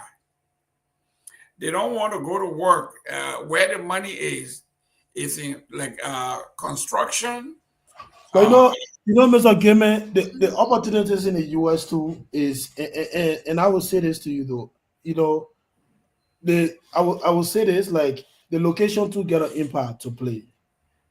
Where you do those different programs, it get a serious impact to play. So for the US, that is it's very No, it's but very normal. I disagree You with you know. because in Mhm. Liberia, I just pulled up uh, uh, RFP, right? Request for proposal to build a fence around my house Okay. uh, in Tinga Village. I have an Mhm. acre there, so I wanted someone to fence in all the entire acre, four lot. Mhm. And I think I got four estimates here. The guy that is winning the contract quoted $14,700. That's about $15,000 due to fence, right? And other people quoted 17,000. So there are money to be made in Liberia when you have the kind of skill we are talking about, like No, building. Okay, no, skill is even in Liberia, Mr. Gamer, you can even be in Liberia, you work in the US, but it's the skills. that's You correct. need to So have the skill. Yeah. I got my nephew. I gave him a scholarship. He was a Stella Marie, did 5 years electrical engineering. He graduated. Yeah. Before he graduated, he was hired, okay, in the private sector. And then he just called Wow. me. He said Stella Marie have hired him to become now instructor there, and he get in. So now he got two jobs. So what we are saying here is we have to tell our young folks, this No, government. I think Labra, Mr. Gamer, we place too much emphasis on degree. Yes. And it's not bad. It's not bad, but this thing where and it's very easy. Yeah, like for one example, Mr. Gamer, the requirement to get a bachelor degree is just 3 years. Two. And that's 3 years, not two, Okay. 3 years. Yeah. So there are people, for example, there are some schools here. When you defend your thesis, you will have to wait for a year to do your graduation. So some people don't want to wait and just be sitting for whole year. So what they do, they get into another bachelor or master program. So before you check somebody, it's easy to get degree nowadays. Before you check somebody get one master, one bachelor's, or two master, two bachelors. But at the end of the day, Mr. Gamer, if you're not engaging into extra learning activities to be able to add something into your resume, it's going to be hard. Liberia is not going to be like that where everybody will just go. This is the only country, Mr. Gamer, I see somebody will graduate, they ask you for a degree. Nobody asks in no country, Mr. Gamer, anybody can ask people for that degree. You ask for people resume, and then in a resume, if you get a degree in accounting, you highlight that degree in your account in your resume, and the skills you acquire through getting that degree, you put it into that resume. But Liberia, the first thing they ask for, like your degree, bring a copy of your degree. And You know, Even the men get experience about that being a degree. but anybody can even make that. But now talk about why you guys are here today. Let's talk a Yeah, little bit about why you guys are here. again, I don't want to, take no guys' functions, but he's saying you'll be on shortly. I don't know if you guys are close enough. If that's the case, we can No, maybe. but talk to us about Yeah, but we your actually experience wanted. in, Yeah, we actually wanted to have a who conversation the about we? Who are the we? the leadership elect, the Of inaugural what? committee. I want to know I the think name the guy. of the organization. I think the guy is in the guy is in audio. That's NS, right? Yes. Yes. NX. Okay, you say you should bring it on. You already there. Okay. So, and if you're listening, just put a video on so they can see you. I'm not seeing anybody in backstage. He's on for on audio. I think he's muted on audio. He need to put a video on. He's on. He's not And as past you stage. get He's it up, on. you say your phone giving you hard time. So I think you're using a Okay, so machine. just go ahead, brief us what's going on, what's the name of the organization, and what So is it you guys are doing, what's the the goal and the the mission of the Liberian organization? the Liberian community in Rwanda, uh, for short we call it LIPCO. We had an election sometime in July, and we won as a team, Team Eka. But now election is over. We don't want to be using team name, so we won. On the 24th of this month, which is going to be next Sunday, we are going to be having our inauguration here in Rwanda, in Yanza. There's another district in Rwanda called Yanza. That's where we're going to be having inauguration, and we are inviting people from Liberia. We have some lawmakers who are going to be here, and we're inviting some special guests. And even on this closing argument, one of the panelists will be here too as well. I don't want to call his name before his arrival, but he will be here Oh, for the inauguration. So we are sharing letters, our invitation, and maybe in the next few days, Mr. Gayman, you'll receive yours. Susan too will receive her own, so she can uh-oh, tell the president we have to come. uh-oh, uh-oh, uh-oh. Yeah, but we actually intend, Mr. Gayman, to build a very united and supportive Liberian community, because we noticed that uh, whenever we call, for example, at the end of every year, we always have the Liberian, a big Liberian gathering where we showcase different cultures, we play different sporting activities and all of that.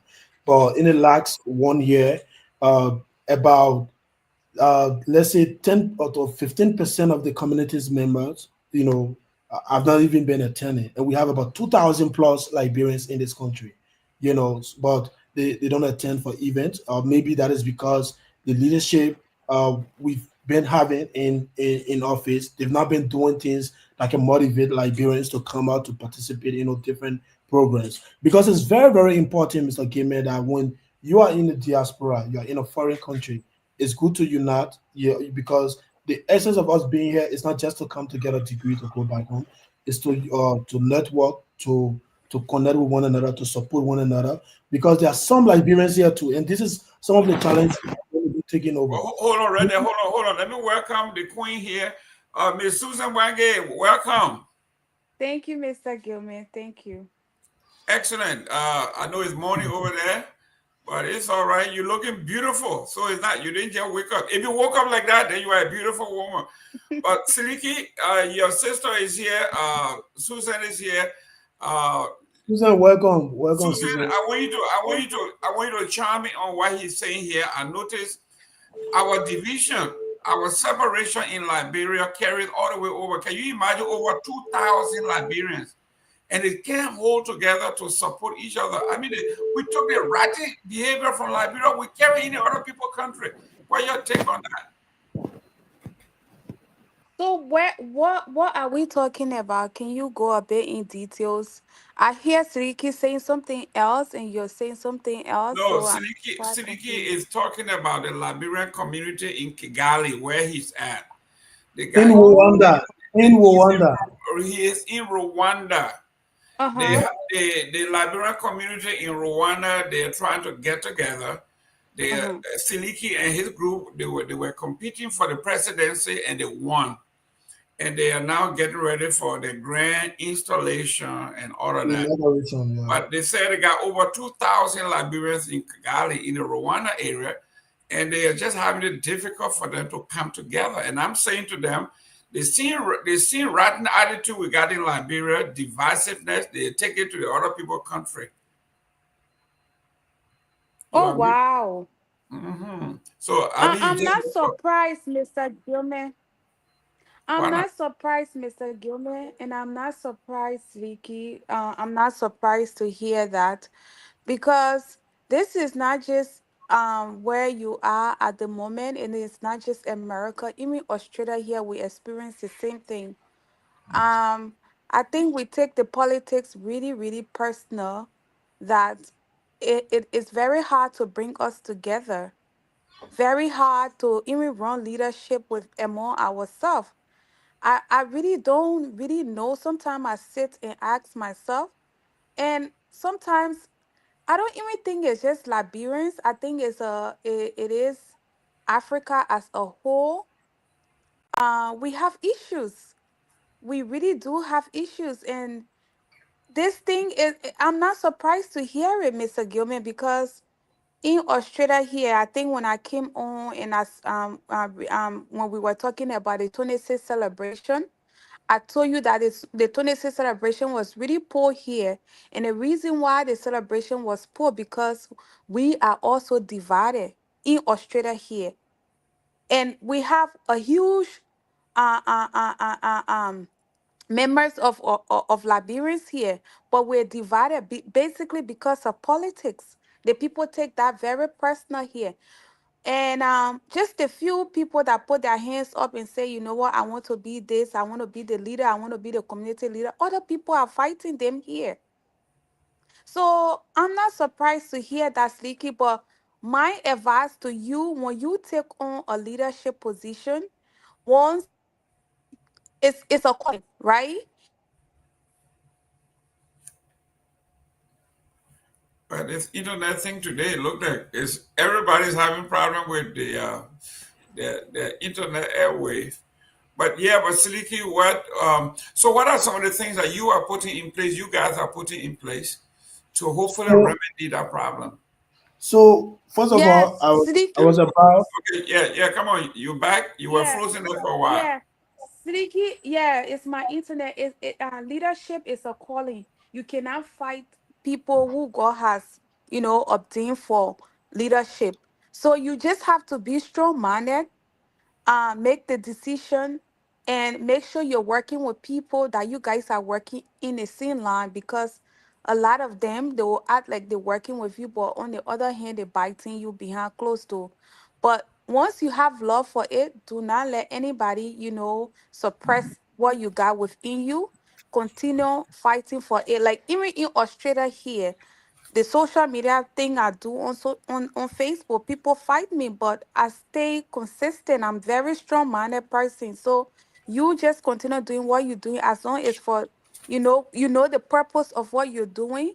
Just do it with everything you got within yourself. Don't even look at the other people. You will always have people that will undermine your effort. You'll always have people that will just be out there to do the little talking behind closed door.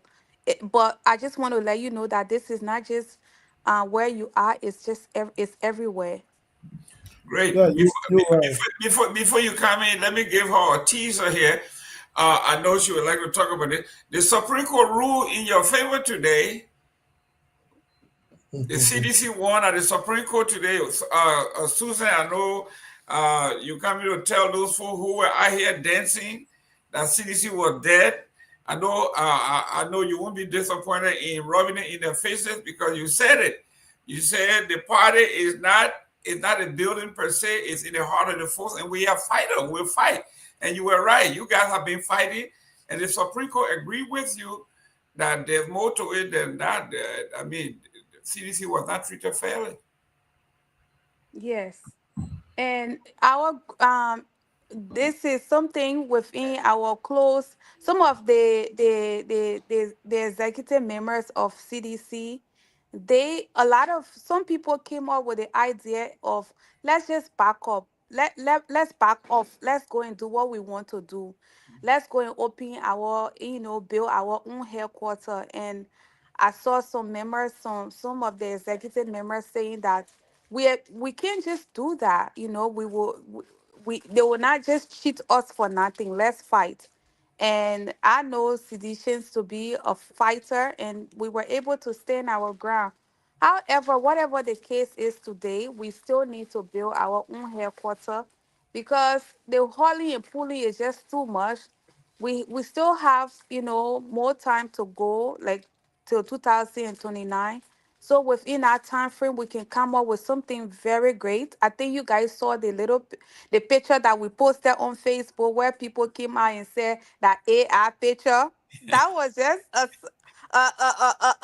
you know, when you're trying to build a house, right? You have to, you know, Mhm. come. I'm not a builder, but you have Mhm. to plan. You have to come up with a planning, and That's that right. is exactly what CDC got in plan for our people. So, you know, UP took that out of proportion. They say that however you guys see it, this is how our new CDC building is going to be. But you know, um I was happy that the court, you know, rule in our favor today. However, I think to just, you know, bring an end to all of this, we have to just do what we can do and come up with our own building. Okay. Well, Yeah. we'll be coming back to her because uh, I was here and a lot of folks, even most of my friends from the other side, they have planned the burial, the obituary, the after party, the repast. They have planned the CDC burial and they were dancing already. In fact, a friend of mine, Dualu said, Jerome, I will take the chainsaw and cut down the tree at the sycamore. I want to cut down the tree. He said, I will get $2,000 so I can take the chainsaw and cut down the tree. That's how much I hate these people.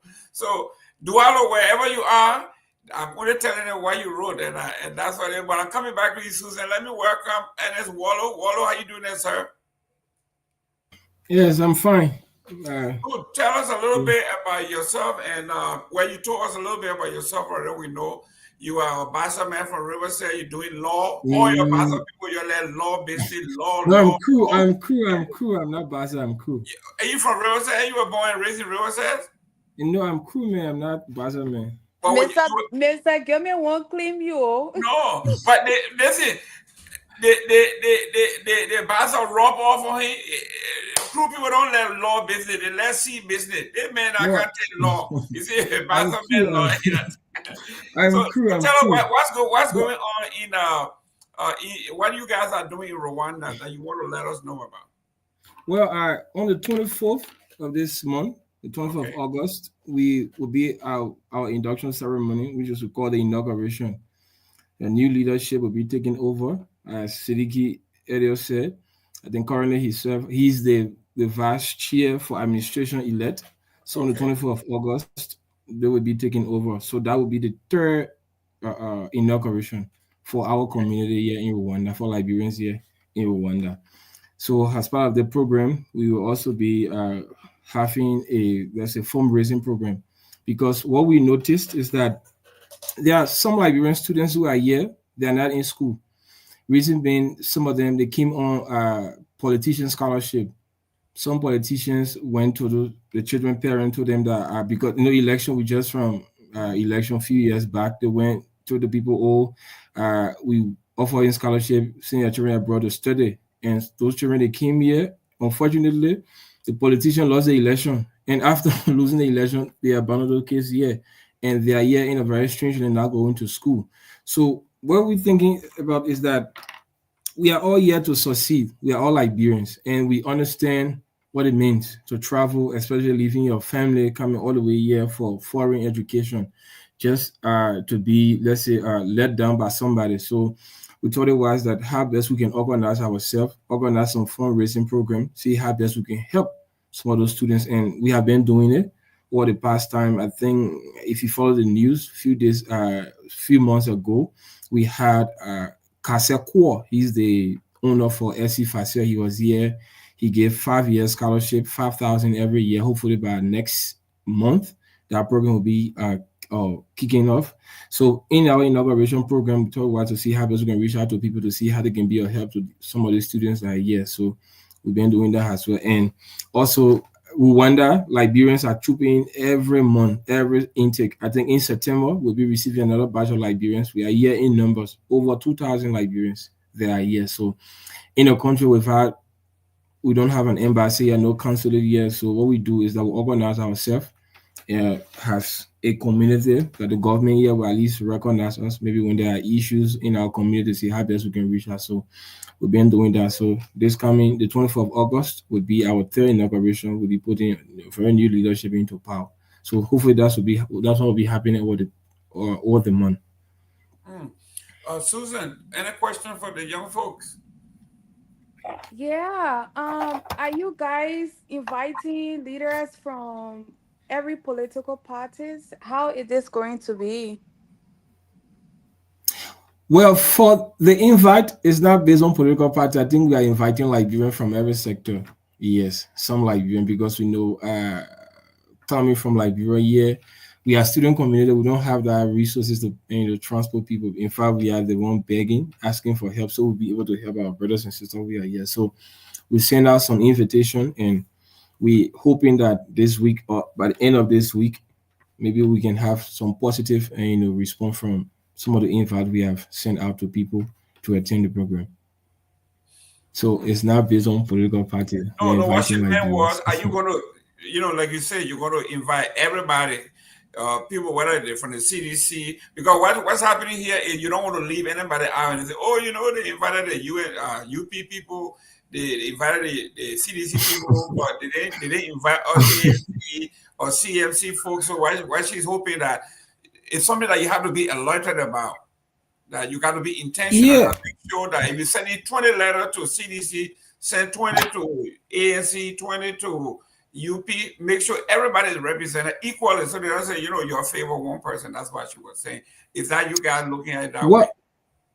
Well, I think from our side, what we see right now, we see Liberia more of seeing CDC, Unity Party, or whatever political party in Liberia. So when we invite people, we invite them as Liberian. Maybe, for example, if we choose to invite President Boakai, if he will be available, we invite him as the president of Liberia, not as a partisan of Unity Party. Even our own sister Susan, if we are inviting her, we invite her as Susan, who is a Liberian, not Susan, who is a sedition. So we try not to mix it, with party because this program is for all, Liberians. We don't want people to from other political parties say, "Oh, the other people are there. We're not going there," or the program was intended to promote the other people. No, we are inviting Liberians, people who are available, who can come and be help to the Liberian community here in Rwanda. Yeah.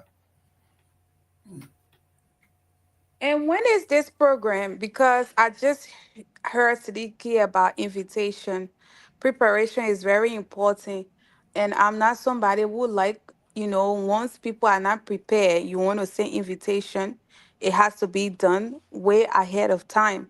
So when is this program again? Because yeah. So the program will be on the 24th of August, this Monday, 24th. But we have been preparing. Next weekend? Can Yes, you but imagine we this, have been Mr. no, Gilman? we have been preparing ever 24th since. of We have been August. preparing. You're not Yes, we have been serious. preparing. No, we have been preparing Imagine. ever since.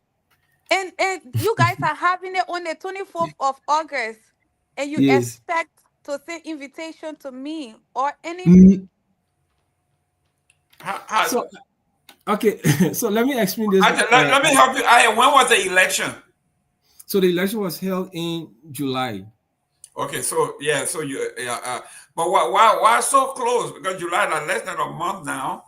Yes, Why you guys because didn't give yourself enough time? Because the ticket to Rwanda is kind of a little costly. People have to save their money, and when they come to the fundraiser, they got to give you something. mhm. But anyway, why so quick? So we have our own constitution, our own statute that Okay, governs the affair of the community. So any okay, day after the 24th, it means that the current leadership they will be out of their mandate has okay. provided by our statute. So, like for example, our sister Susan, she may not be able to come, but Or money can come. money can travel. Yes, or money can travel. Money can travel. Well, that's good. Now let me ask you this one. Since you guys are coming into power, you got over 2,000 folks. You don't have any legal representation in Rwanda. Don't you think it would behoove you to appeal to the Liberian government that at least a consulate be established there because you have the number? Can you make that case? Yes, so that has been part of our negotiation with the government back home to see how best we can have a consulate here. We've been working on that for years now, but it has not been any positive sound. But over the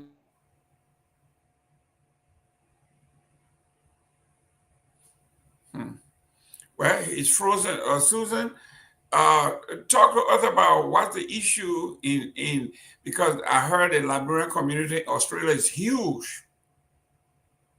So what's the issue with the divisiveness that we just can't get over? It's basically, like I said Is it earlier, is it political, tribal, or what? It just no political. We don't fall into that tribal stuff here. I'm one person. I'm not even like I don't have the whole trap stuff on my face. I see all Liberians as one, but it's political. Mr. Gilman. We have the CDC and the UP stuff running all over here in our blood, and to the extent that when I embrace their occasions here. Once they see me, the name they can call me the CDC girl, the CDC girl here. You give our puppet hard time too much. So the leadership here is divided because of politics. I'm telling you. And that's really bad. The politics that we're doing in Liberia is not just affecting the country, but Liberians around the world. So it's political. Yeah. Seleke, you know, uh, definitely you guys are prime for a consulate, if not an embassy, but you definitely need representation. What is it that your administration is going to do to make sure that at least that would be a major accomplishment that you have legal representation? You got 2,000 over 2,000 people. So, Mr. Gayman, having a consulate here is it's kind of complicated because we are on a public media. So I don't want to say something, create a narrative. At the end of the day, we're not able to achieve it. Will not be good. So the past leadership that are about to turn power over to on the 24th, they attempted doing it. And one of the things the Rwandan government told them to do is to assemble 5,000 signatures before they can even go into the conversation. Okay. So we are just 2,500. And right now, as we speak, the 2,500 we have, that is just an estimate. You don't have that active number that are very, very, very active into the community activities and all of that we can actually identify, but we just estimated. You see, so that number the government of Rwanda asking for is too huge, 5,000. Maybe it can happen because a lot of Liberians are coming here on a daily basis because the schools there they are very affordable, all of that. So maybe in the next 1 or 2 years it can happen.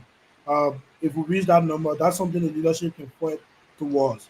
But one of the things the past leadership achieved, the police director, the RG, he played a visit here during the outgoing leadership team. And when he came here, there's an officer who sent in a leave to come and study leave. And he was doing a master here in the same university I studied. But he just completed a master. So when the police RG was appointed, he wrote the police RG asking that he wanted to be reinstated. So when the police RG came here to have a meeting with the Rwandan National Police, so the police RG recommended him to be the direct representation in terms of crime.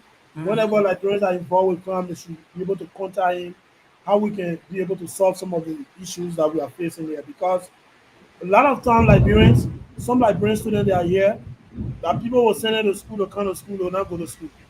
To even renew that visa, and the people when they know you get visa, you're not attending classes, or your visa expired.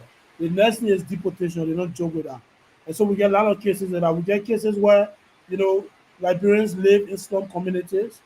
Even though the rumor is out there like Kigali say, but in every country there are bad people.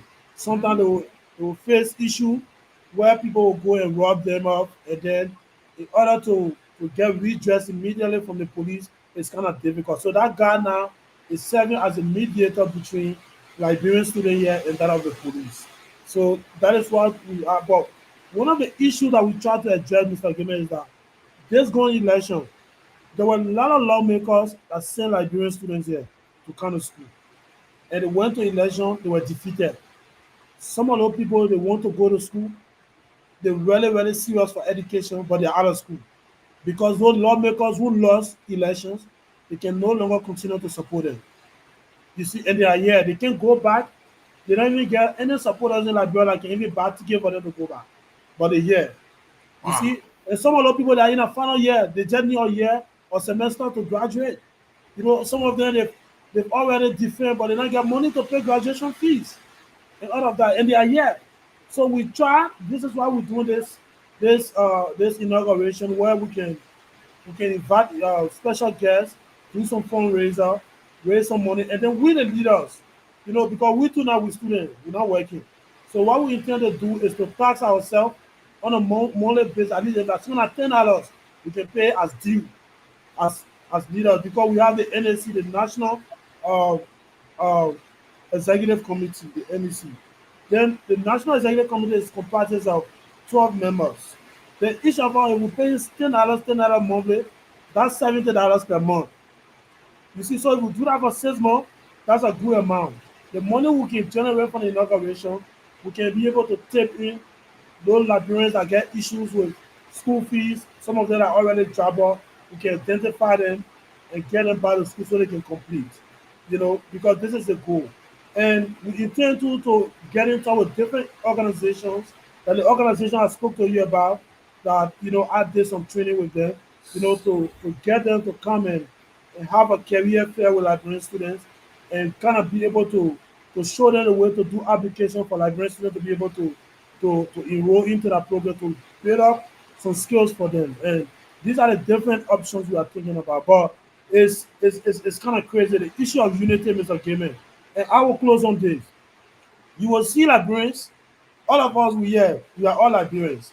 But you will see certain group of people going on the side calling themselves NIMA Student Association. Another group of people on the other side, Vassal Student Association. And then the other people on the other side, Riverside, on the Southeastern Association. All those different associations. You check the USA is there. In Australia, I'm sure it's there. You know, and for me, I see this as bringing division among us. The fact that we are out of Liberia, we all should be Liberians. There should be no need for a group of people to go and find a chat room, put themselves there and call themselves NIMA Student Association, you know, kind of distancing themselves from the rest of the other Liberians. When we can do that kind of, you know, we can form that kind of organization. But when we in the diaspora, you know, in a country like Rwanda, you know, we should all unite as Liberians. We're not already plenty. Then you won't find different sub, you know. So these are the challenges, but we intend to have meetings with the different groups, you know, the NIMBA students president, the BASA student president, and the rest of the other organizations we identify.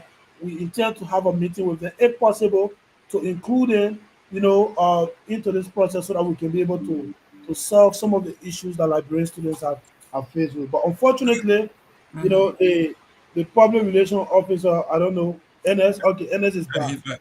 Okay, Okay. you got a caller here. Your name I and where you really calling? want to. One I minute, want to ask you a Susan. question. Susan, Okay. 1 minute, 1 minute. Okay. Your name and where you calling from? Yes, this is Kehleboe Gongloe. I'm following the show. I just want to make my 1 cent suggestion to Seleke and this group. You guys, it's a wonderful program, and it's difficult living in foreign land.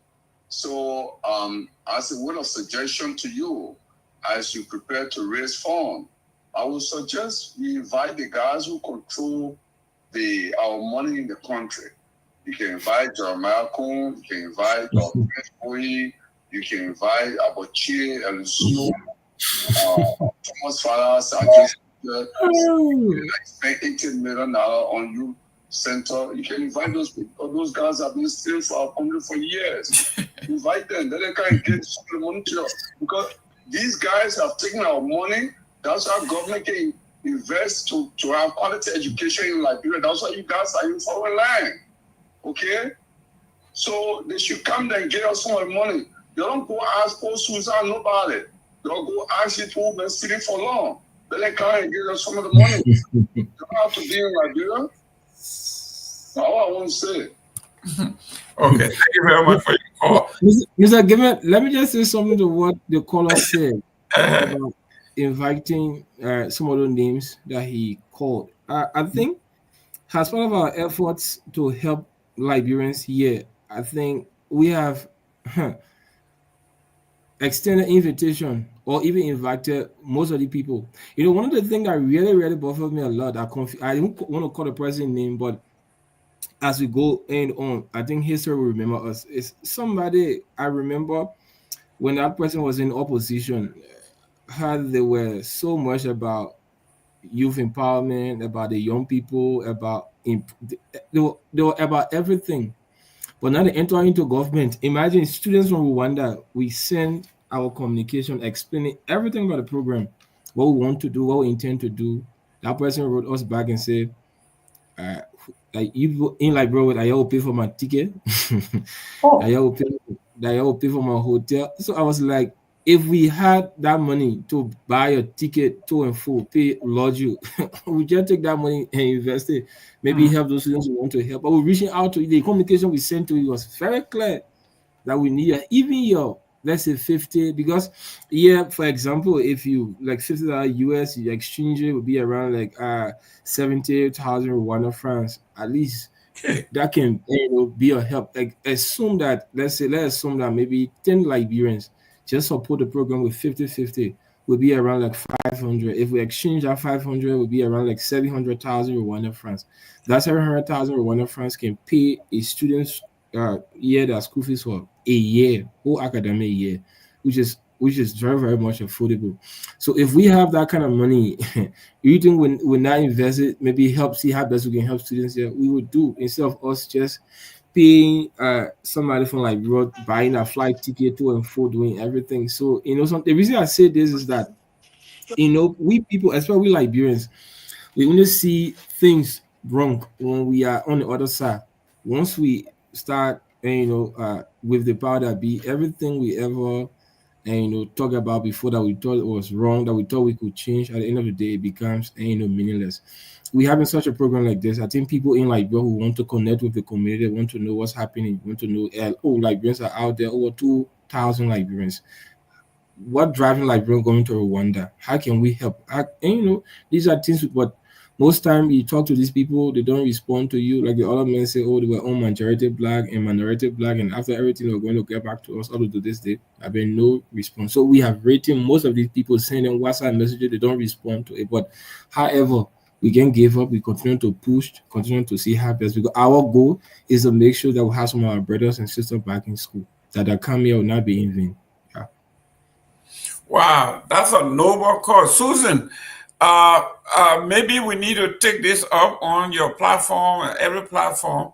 If everybody can adopt one of those kids who are in a senior year or those who have graduated, just waiting for their graduation fee, or those kind of people who are almost at the end, just to push them across the finish line. I think when you do it that way, every one of us can take one person and say, you know what? Okay, you in your last semester, I will take you across the finish line. I If you can, wanted to ask a question though with Seleke, but I'm pretty sure yeah, Ernest can he's here. answer Mr. that. Wallo can answer too. Go ahead. Okay. Um, the question here is he mentioned um that the previous government sent a lot of No, students not to. previous government. Yeah, not government. I said some politicians. People, politicians. Politicians. Yeah, I yeah. don't say Yes. government All president. right. I People, say people Yeah. who, politician. Sorry, who my mistake. because United Party people lost some of the election. CDC people lost some election. ANC Yeah. people Yeah, lost I election. want to say that Yeah, Susan, yeah. like, No, no, like lawmakers. sorry, my Yeah, like mistake. I lawmakers. take that. Uh-huh. Some Yeah, lawmaker, Right. send yeah. send some of these guys out there to go on to study, right? But the question here is that you're saying that a lot of them are out of school. They're some of them are just waiting to graduate. When you are in Rugana, is it Rugana, right? Rwanda. Rwanda, Rwanda, Rwanda. Rwanda, Uh-huh. as an international student, are you not allowed to work or do anything? No, you're not, Susan. Even Yeah, the people, that. they say themselves they're looking for Because jobs. Australia international students can work. You can work while you're Australia here. is far ahead Australia of is Rwanda different. now.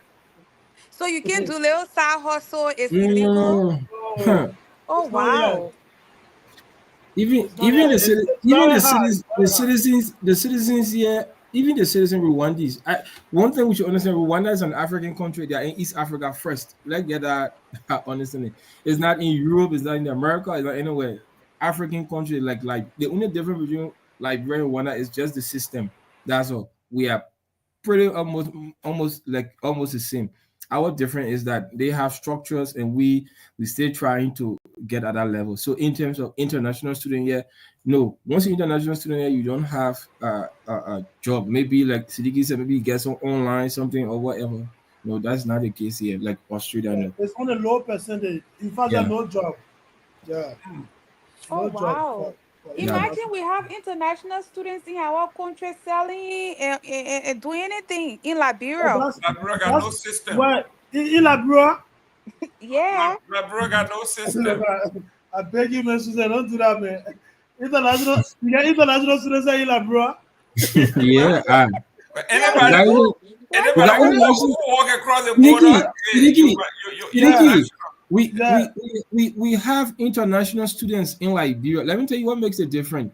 Liberia is the only country where international students and national students they pay the same school fees. They pay everything, they do everything the same. But yet there's a dichotomy between international students and national students. Of We know that, course. but in Liberia, we don't have that structure. So you can notice it, but we have Nigerians, we have Sierra Leone, No, Nigerians Guineans but living who are there. in So they're our international. the universities. international student we get in Labrador, maybe Nigerian men, what go hustle? They just They are Nigerian. still international Yeah. students. They're Whether they not go citizens hustle, of the they But are, country. the Yeah. only the only problem we have is that we don't have that structure Yeah, that will show that that difference that will show that demarcation say yes, these are international students. In fact, in our universities, our schools, we don't have policies for international students. We just consider everybody to be national student, but yet there are policies for international students. I think you say yeah. yeah. So how do we make our contribution? Yeah, so Sidiki Yasref has the visit. One thing we want to say, because first the Liberian community here in Rwanda want to make the, like I was saying, we are very should I say, organized people. For example, we have our social media page, we have our website where people can go and access information about the community. Yeah, Sidiki, who is on the platform, and also the current visit led by the 24th, he'll be inducted into office as the vice chair, the second main command. So he's here, he can link you people with other and members of the leadership. We have our financial secretary, we have our treasurer, whatever way you can help. And one thing is that we are very open.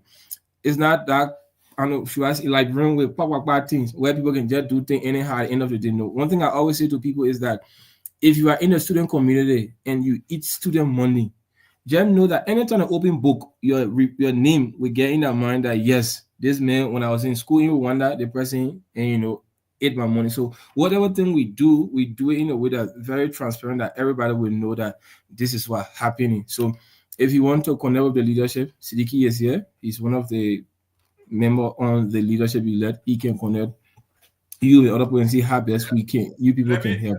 let me give you an idea, because fundraising is what I did for most of my life. If you were to categorize the student, right? Let's say you say we got 100 students who were on politician scholarship, and all 100 of these kids are now lingering in the town. They got no, they in their senior year. So these kids need to graduate. They got one more year, or they got one more semester. They are 100. We need 100 people to sponsor one of these kids each. Susan would take one. I would take one. People would take one. It would be easier, or it would be an addition, because it is just difficult to find that somebody has struggled from freshman to senior year, almost at the end, and then somebody dropped them. So somebody would feel sorry for them to just push them over the finish line. If you Mr. Gilman, yes. I'm not trying to interrupt you. Sorry. Mhm. When you say we should all take one of those children or the grown ups that have gone there to study, Mhm. I think it's unfair to make such a statement because those children are Bwaka children. No,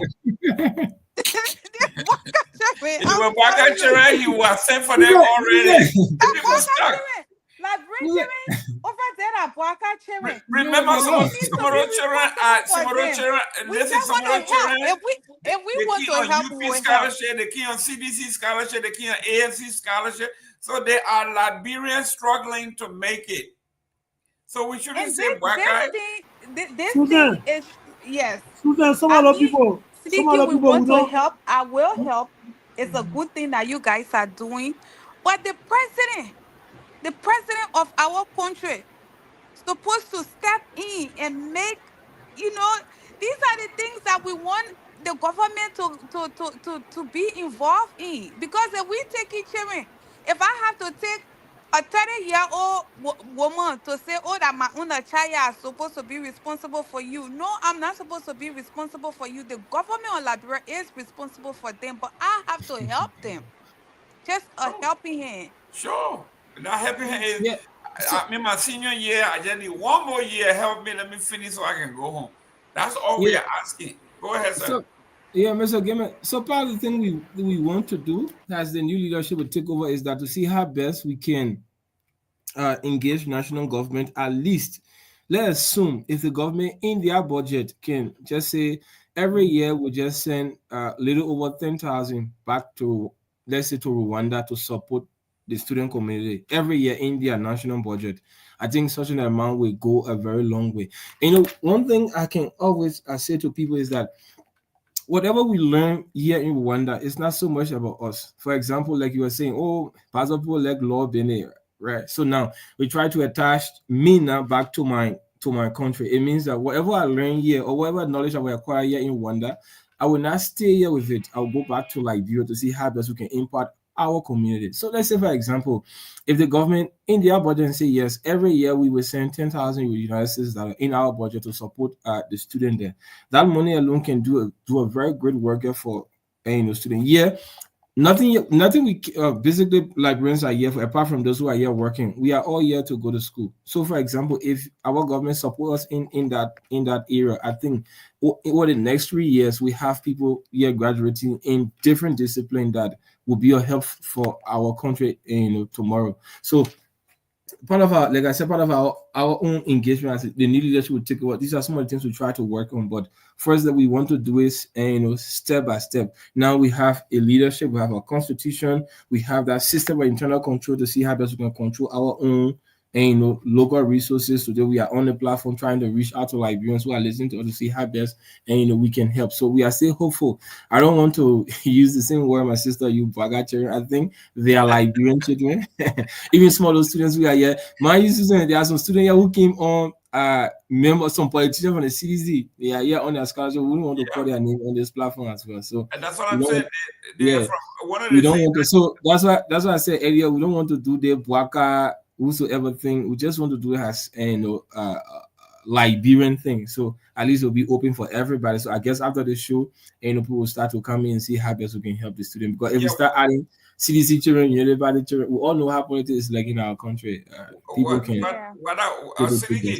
One of the things that I would suggest, I mean, these are different ways beyond just the money. Because, for instance, if you have a student from my district, right? I'm from Buchanan district, okay? And you give me one or two names that these kids came from Buchanan district, and they are here struggling. I would pick up the phone and call Matthew Joe, who is a very good friend of mine from the Buchanan district, and I would tell him, Honorable Joe, even though you didn't send these kids, but they're from the area, you need to help them. So if we knew, like you, even from, I don't know what district you come from in Riverside, but I could pick up the phone and call G. Smith and say, Honorable Smith, we got kids from Riverside in Rwanda, they're struggling, can you help? When you do it in that way, because it would be very difficult for the entire government to do something, but I can target individual lawmakers to help people from their district or from their area. That's what I'm saying. So it would be almost impossible for me to ask these people to pass legislation to put us in a budget. But I can tell Matthew Joe, listen, we got two kids here who really need your help. You can help them out.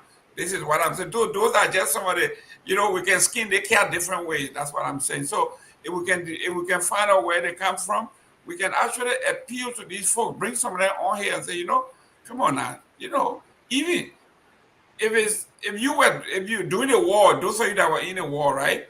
When you're running and you see some child, struggling along the way, you don't ask them, where, who your parent, you just grab the child and you run to safety. So if Matthew Joe can help anybody, whether you from Nima or whatever, if you had the hand to do 5 kids and only 2 from Buchanan, the other 2 you can help them from Nima or somewhere else. That's what I'm saying. These are different ideas that we can put forward to make sure that you guys get all the help beyond just the $50 somebody can send. If we can do that in addition to what you are doing, we can help a lot of these kids. But you got to have numbers. It got to be fair. We want to say we got 50 kids here, or 50 young men, 50 young women. These are the school they in. This is the level of school. They are senior, junior, whatever. Their sponsorship has expired. They're just hanging around, and then we go from there.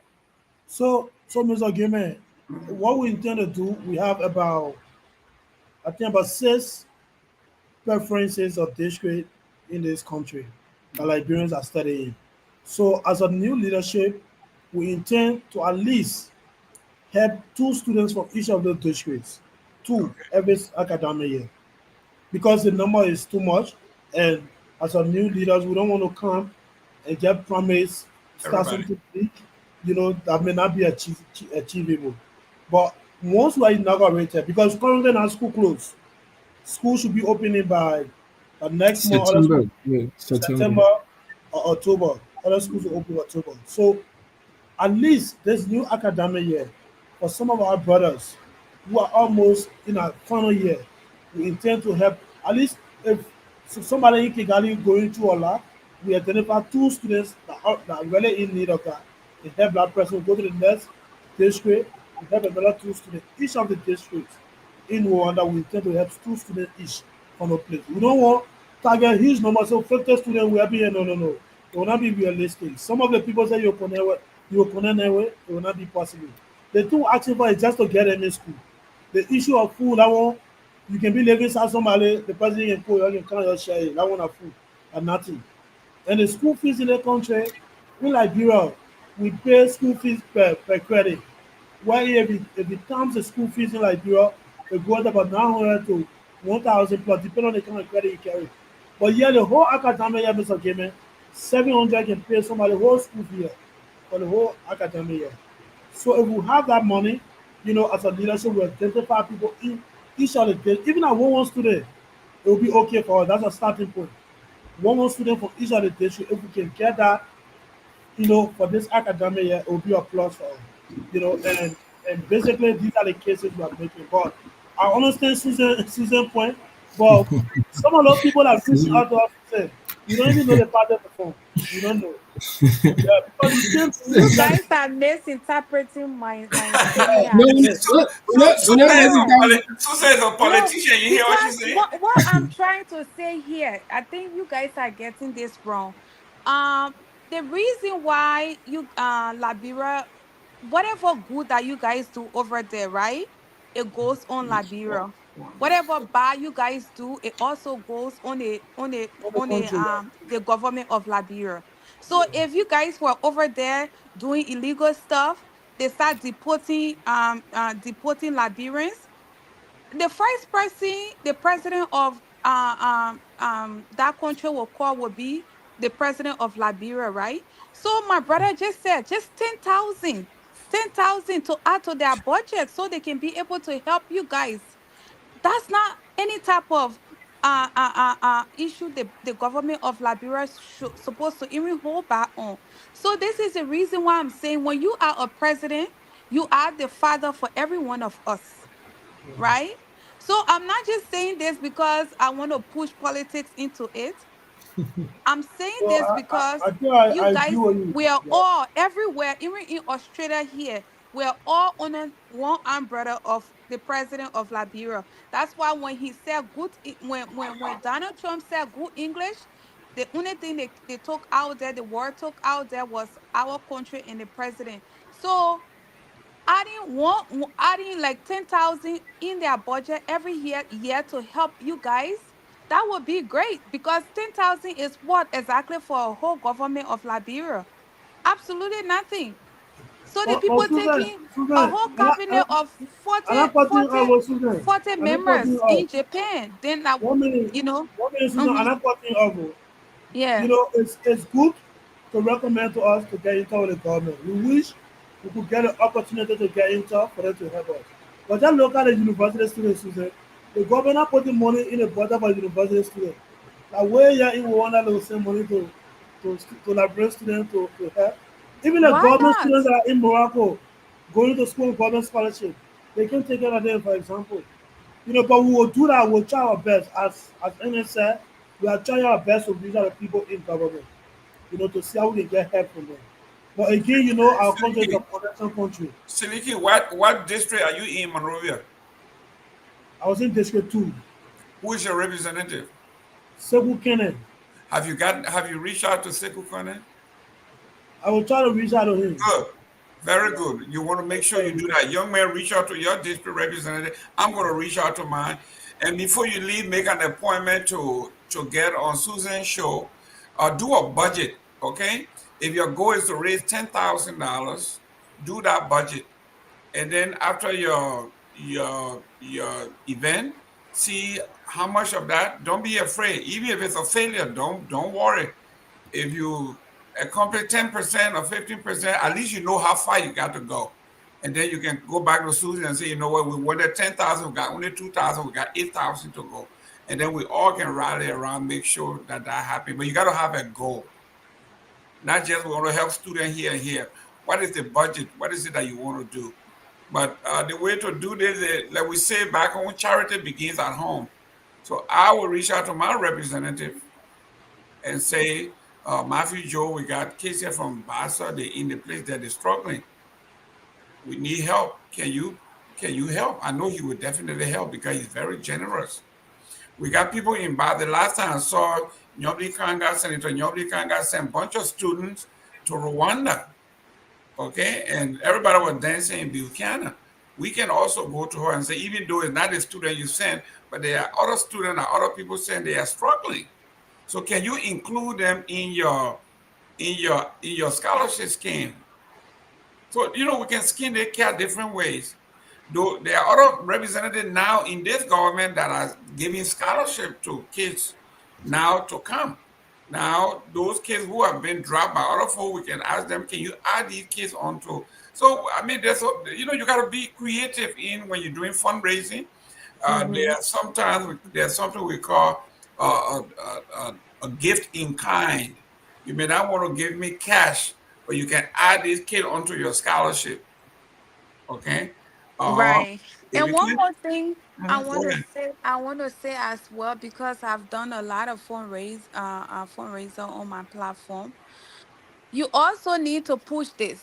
You guys have short period of time. One thing I would say, being on closing argument and being connected with people like St. Timothy George and Mr. Gilman here, my brother Sylvester, Nagbe, and the rest, that is a privilege alone.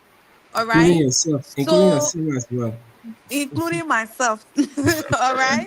It is a privilege. So what you guys have to do right now, they also need to be able to reach out to other people with big social media outlets. Let's say Front Page Africa, just to draw this to the government attention as well. All right, Front Page Africa, other news outlets like Gary the blogger or any blogs. You make sure and push this out there so other people can see and be able to help. Because the more this information get out there, the more help you guys will be able to get. I'm willing to also post it on my social media page. I'm not sure about the interview because I'm so occupied behind closed door Oh, here. come But on. Oh, come on, man. I can Your try. I don't Liberian know. people dying, and you say you're Eh, so busy you can't.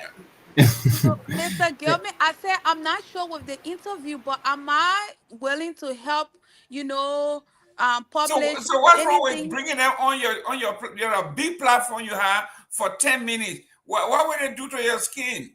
Because no, it wouldn't do anything. It's just the time frame and the time difference. I'm not sure, but I can try. Please I try. can try. Yes. Good. But Good. if you guys, I'm willing to publish anything that you guys have behind closed door. I'm willing to also to make my own contribution because we're No, we all don't want Liberians. anything behind closed door. We want it in the public. No closed door business here. Mr. When I say Gayman, what they got behind closed doors that they're asking for and what they want me to post. Mr. Gayman, after the program, if Susan get $1,000, that alone, we bring her You on better platform let here. me. Behind closed door.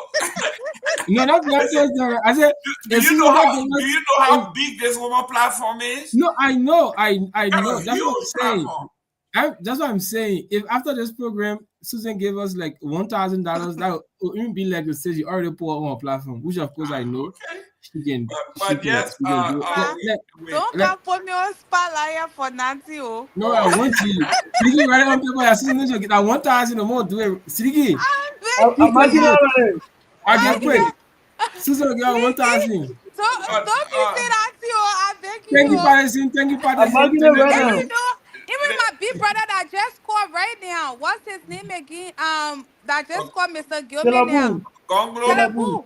Reach out to all of them. I mean, they got money. Kehleboe has, I think, 3-4 houses in America. Mr. Gilman saying 9 years. You see that small area too. I mean, you guys are already covered. I think this is it. I think being on closing argument is a privilege already for you guys.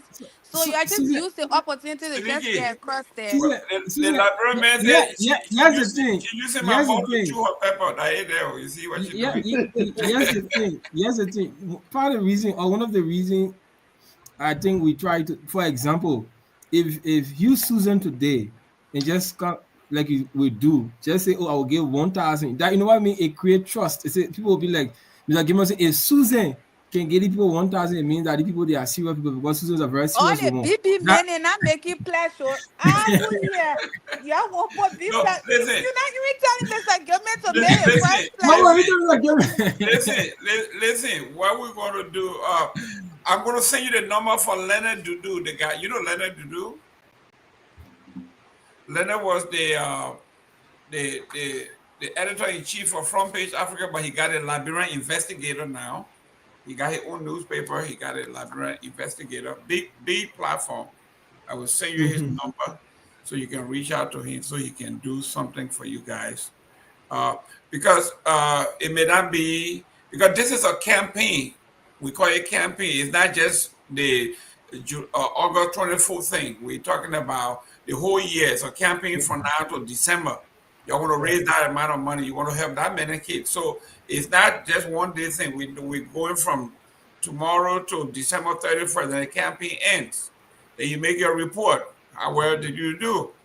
And all of that. So you want to get your name out there as often as you can. Any platform, whether the 2-person watching is better than nothing. Just go anywhere anybody allows you to speak and say what you are saying, because I didn't know that people, young people or people period, are abandoned in a foreign country. Okay? Politicians. This is what I tell my nephew and everybody else when they talk about scholarship. Every scholarship that I give, a Mother Pardon or Stella Maurice, is the entire, if it's a 4-year, you get it's 4 years. I'm responsible for it. If you win the scholarship, I'm responsible for it. If scholarship is not tuition, see, in Liberia, they get it mixed up. Tuition and scholarship, what the politicians do is tuition. They pay your tuition every year. So when they lose the election, you lost that tuition. But if they give you a scholarship, if they give you a full scholarship, if it's a 4-year scholarship, and you award a 4-year scholarship, you are bound to pay for the 4 years. So when these young folks are going, they should be able to ask, I'm looking for a 2-year scholarship, or I'm looking for a 4-year scholarship. Don't ask, I need help with my tuition. But when a man loses the election, you will be abandoned. But if he pledges or she pledges to give you a full scholarship, that's your like you say, your tuition, your room and board, and books, And some of the scholarship come with little stopping. Like my scholarship come with $25 a month to whoever the student is in Liberia. So you will get your tuition and everything, and you get $25 a month just to, get to school. So you got to be able to make it clear, because politicians will make all kinds of promises. They got only 6 years. So if you grab them at the end of the 6th year, if you grab them on that year number 5, and they make all these promises and they lose, you only got 1 year to work with them, and the rest you on your own. So guys, let's wrap it up. We got 7 minutes here. Susan, what's going on your platform? What are you talking about? What's coming up next week? You are muted. You mean my platform? Yes. What is it? What's going on in your world? What's going on? It's just anything coming on next week that you want to talk about? You want to let us know? Nothing, absolutely. No, I just been doing a lot of writing instead of coming on live, because the whole live stuff is quite exhausting. Okay. Yes, I'm so busy behind closed door here, like so busy. So I'm trying to tune down the going live. Hopefully next year, I will definitely start next year. So the only place anybody who wanted to see Susie is on closing argument. This is where we come and open and close the argument. So that's right. That's right. Yeah. And Seleke and my brother Ernest, I'm proud of you both. I mean, you guys, we're here to support you guys, even though, even though Bwaka is our father, he needs to come here and do what he needs to do. But definitely, whatever I can do in my little power, I will definitely do it to, to support you guys. Thank you. Thank you very much. Listen, Wallo, our former father, George Weah, don't forget to reach out to him too. So it'd be fair. you talk about the present father, you want to talk about the past father, you know what I mean? So we have to reach out to the CDC. George Weah is still my father, so he's now former for me. Well, what we say. So you got 2 fathers now. You got stepfather and the real father. So you living good life.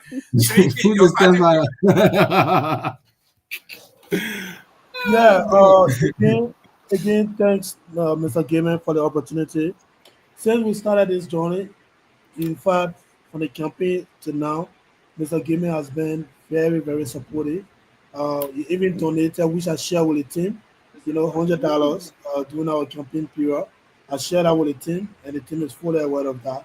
So thank you for all your support you've been doing. So this is not just a today team, Mr. Gayman. Mr. Gayman was here for CMCU, for ANC. But he's always supporting. So we got to see everywhere. Got to see. Yeah. So we really appreciate it. And Susan, you're not always here. So how do we get in touch with you again? To make a follow up. Whether we'll go on your platform or we'll get your just message me, Seleke. Just go on WhatsApp. Just message me on Facebook, Seleke. I'm very active with my inbox. So once you message me and ask for my number, I will send you my number. No worries, Susan. No problem. Thank you so much, and we appreciate you too. Thank you. Good. Mr. Wallo, you're about to comment. Yeah, again, let me say thank you. I think apart from just coming up here to talk about what's happening in Rwanda, I think this is something I will forever remember.